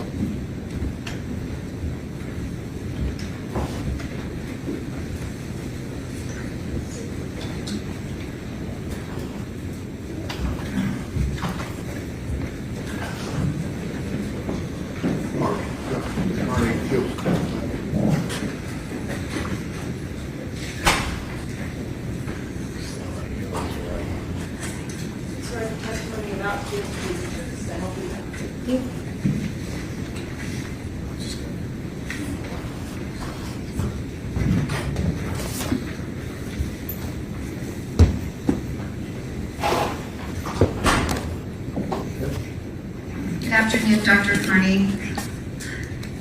Good afternoon. You were not able to hear the prior testimony of Dr. Lindsay and Dr. Larkin, is that correct? That's correct. Okay. There was some testimony that was specific to fentanyl and whether Ms. Benning might have died from a cocaine and fentanyl overdose, which your autopsy result is that the cause of death was acute cocaine toxicity. Can you describe what, if any evidence did you have of fentanyl in Ms. Benning's system prior to her admission at the ED? I don't have any evidence that she had fentanyl in her system prior to arriving at the emergency department. And was there specific testing of the urine sample from 2259 that was tested specifically for fentanyl? Yes, ma'am. And that was negative, is that correct? Yes, ma'am. And then that first blood that was taken at 2231, there was no fentanyl detected, but fentanyl, the specific drug of fentanyl was not part of that test. Can you describe what was tested and kind of what results were not present that give an indication that there was also no fentanyl in her blood? Well, this commonly happens when we have someone who we believe has taken too much of a substance. They go to the hospital, they are unresponsive, and some testing is done on the urine to try to help direct the blood testing. In this case, we have an initial urine sample that is positive for cocaine and metabolites, no other drugs, no fentanyl. So when I have this limited amount of blood to work with, less than 2 milliliters, I really want to direct the testing so I can catch anything that's there, maybe that wasn't tested for already. In discussion with the toxicologist at Vanderbilt who had followed her for days and been trying to figure out what drugs might be in her system, we decided on testing for cocaine and metabolites since it was positive for cocaine initially and metabolites, and I wanted to catch that epidene methyl ester with it, knowing that the cocaine could break down. I tested for designer opioids. So these are the fentanyls that have the added chemical groups. So you can see it here on the list. There's furanol fentanyl and acryl fentanyl and all of these designer fentanyls, and all of those were negative. As well as one of the things that's been mentioned previously in this case, the 4-ANPP, which can be a precursor to fentanyl, it could also be a metabolite. That was also negative. And the testing reporting limit was very low to try to catch anything that was there. It was negative. And then I think that was the bulk of my testing on that. And then we did the additional testing on the fetal liver tissue. And the testing on the fetal liver tissue, you've testified about that before, but was there any fentanyl associated with that? No. And that's even after treatment in the hospital, correct? Correct. And the levels of the subsequent test, which you referenced working with a toxicologist at Vanderbilt, is that Dr. Larkin? Yes, ma'am. And so the subsequent testing of blood and urine, those results, were those results consistent with her receiving his medication in the hospital? Yes, ma'am. And again, the cause of death was acute cocaine toxicity, correct? That's correct. And there is no evidence that there was fentanyl in her system upon admission at the emergency department. That's correct. Doesn't this doctor just exude confidence? We could trust her. It's calm testimony. It doesn't feel manipulative. Right? Hillary in South Carolina says, I like that she speaks directly to the jury. Confidence, right? Dinah P, holy crap, thank you for your $100 sticker. You said, hi G, it's been a while since I've caught a live. I wanted to show you some well-deserved love. Thanks for all you and your team do for us. Your channel is my absolute favorite on YouTube. Well, thank you very much. There was testimony by one of the defense experts that it was an assumption to say that Ms. Benning ingested something orally. Can you describe, you determined that it was ingested, and that is oral ingestion. Can you explain how you were able to determine that, and if it makes sense that it was not orally ingested? When we look at one of the toxicology textbooks or toxicology books that I refer to rather regularly, and it gets updated on a regular basis with all new studies, the studies have shown kind of the average, what are the ranges and the averages for the amounts of cocaine in cocaine intoxications that have been detected and tested, both in obviously controlled studies, you know how much they've taken and how much the amounts will be, but even in ones that have been treated in the hospital, whether they died or not.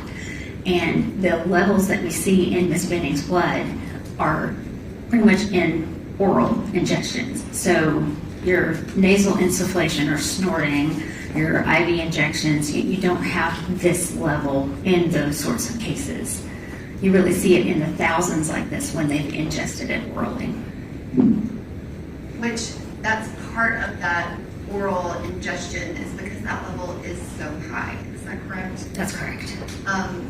But also we have that vomit from the comforter that also tested positive for cocaine. That's true. And when EMTs see the pink vomit on her mouth, but they also find her face down with her face on the comforter and the vomit stain is under her mouth, that is part of the evidence that you considered in determining it was oral ingestion. Yes, ma'am. And then we also have a witness who testified that Ms. Benning said to Blaise Taylor, what did you put in my drink? I knew my drink tasted funny. And you considered that, is that right? I did. Oh, such calming clarity, so soothing to watch, Obviously, as well, with the defense continuing to point out the vomitus on the comforter means it was orally ingested. Dr. Lindsay also made a comment that you determined that the cocaine all spontaneously hydrolyzed in the tube. That was the clear cap tube without the preservative. Does that make sense to you? And can you explain kind of what happened with the clear cap tube and then it hydrolyzed? Is that something that is commonly seen? Yes, so that's something we kind of talked about before, how typically when we draw blood at the time of autopsy, we want to put it in a gray top tube that has that sodium fluoride to stop those enzymes from breaking down the cocaine, because it can continue to break down even after the person is deceased while it's still sitting there in their body and while it's sitting in a tube if you don't have something to stop those enzymes. We had a clear top tube which didn't have that, so the blood continues to break down. I've seen this on many occasions with hospital blood samples with maybe a prolonged time after death before autopsy, and so that's why we want to look for that ethylene methyl ester. I found a study that was published back in the 90s, so this has been kind of a known thing for quite some time. When you're looking at post-mortem levels of cocaine, that if you want an accurate estimate of the cocaine or accurate number of nanograms per milliliter of cocaine that's in the blood at the time of death, then you want to add the cocaine and the econyl methyl ester together, because that was all parent cocaine initially. And this is not something that just you know, but is that something that the other forensic pathologist at the medical examiner's office, that is just a normal practice of how you would estimate the parent cocaine? Yes. And Dr. Bergaleri at Vanderbilt, y'all discussed that, and she in fact agreed with you. Is that correct? I don't remember if we talked about the specific numbers after the fact, but we did talk a lot about the testing and what tests would be most appropriate to order and what we were worried about for her cause of death. And Dr. Bergaleri also was aware of the cocaine on the comforter, and y'all spoke at length about if it was oral ingestion and the numbers and if everything lined up. And Dr. Bergaleri was in agreement. I think we did talk about that because we had a meeting with several of us, and we discussed aspects of the case. Which there were several meetings where everybody was meeting to kind of discuss what the levels were and make sure that everybody was in agreement of kind of what happened and what the tests showed. During those meetings, it came up where it was the lawyers were asking, could you determine how much cocaine was ingested? And the result of that was all of the toxicologists saying no. That's correct. So the problem is, I can't remember, I may have mentioned this before, when you buy medication at the store, it's tested. There's, quality standards. You know that when you buy that over-the-counter medication like ibuprofen or Tylenol, you know how much is in each pill because it's been standardized, it's been tested, it's passed, those sorts of testing. With your illicit drugs that you buy on the street, you don't have that kind of testing. You don't know how pure the drug is that you're buying, how much is in this particular packet of powder or liquid compared to another one. You don't even know for sure what's in it. They may tell you it's one thing and it's something else. So there's really no way to say exactly how much amount or how many times something was given. And part of the high number is that oral ingestion and the other evidence that it was put into a drink and it was liquefied and in a liquid. Is that right? So liquids or something dissolved in a liquid is going to absorb more quickly than something that's encapsulated, where the acid in your stomach has to eat through a capsule or has to break down a solid mass of the drug. If it's liquid, it's really just going to spread out and it's going to absorb more quickly. And you previously testified about the one other autopsy case that had a similar level of cocaine concentration in their blood, and it was someone that swallowed some type of cocaine, rock, something in custody out of jail. Okay, the jury called that. What's your question about that? Well, Judge, I was restating her prior testimony so I could get to the question. Okay, good. You testified about that previously, and that has the same level as Jade's level in this case, similar. Yes, it did. And based on the facts of that case, it would not have been an inmate that would have ingested 16 8 balls. I mean, it has to be something small enough that he has on his person he could swallow it quickly while on intake, and then of course it affected him rather quickly as well. And liquid cocaine can be lethal even at a smaller dose. Is that correct? Well, again, we don't know how much is in it, so, it could be very concentrated. And so we would not be able to guess that. Is that correct? That's correct. And also, specifically, cocaine, you've testified to this, has a connection to placental abruption. Yes, ma'am. And that is very commonly known, that it is the one substance that has a direct connection to that. Is that correct? That's correct. Okay. Sorry, what? Judge, part of this is reiterating her prior testimony. Okay, so she's answered that. What's your next question? Can you describe how Jade Benning arrived to Vanderbilt University Medical Center? How she arrived. Like, what was her state when she arrived in the ED? She had no pulse. She was pulseless. She had no blood pressure. She was unresponsive and not breathing on her own. She relied on, medical therapy and other providers to basically do her breathing for her. And Dr. Olashoga testified that she arrived to the emergency department dead. Would you disagree with that? No. They also had testimony from Dr. Larkin. She works in an emergency department. She's not a forensic pathologist. And she was testifying about snoring and agonal breathing. Can you describe when does agonal breathing occur? What are the circumstances? So agonal breathing is that gasping for air type breathing that occurs when the brain is not getting enough oxygen. And is there one thing that causes that or one circumstance that causes that? No. So anything that's going to deprive your brain of oxygen, so that right around the time of death. So it could be drugs, it could be a natural event. It's not specific to any one thing or any one drug. And that is consistent with Ms. Benning's case of that acute cocaine toxicity? Yes, so the oxygen is not getting to her brain as needed, and so she's having that agonal breathing. And the circumstances of the EMTs finding her face down in the bed with the pink vomit under her mouth, can you describe if that happened after the agonal breathing? Is that consistent? So at that point, it sounds like she's face down in the comforter and she's vomiting, and she's not conscious to be able to roll over and kind of protect her own airway so that she gets her face out of the comforter and out of the vomit so that she can breathe. So I would expect it would happen, around the same time or after the agonal breathing. And would that be the same time that she would be going pulseless?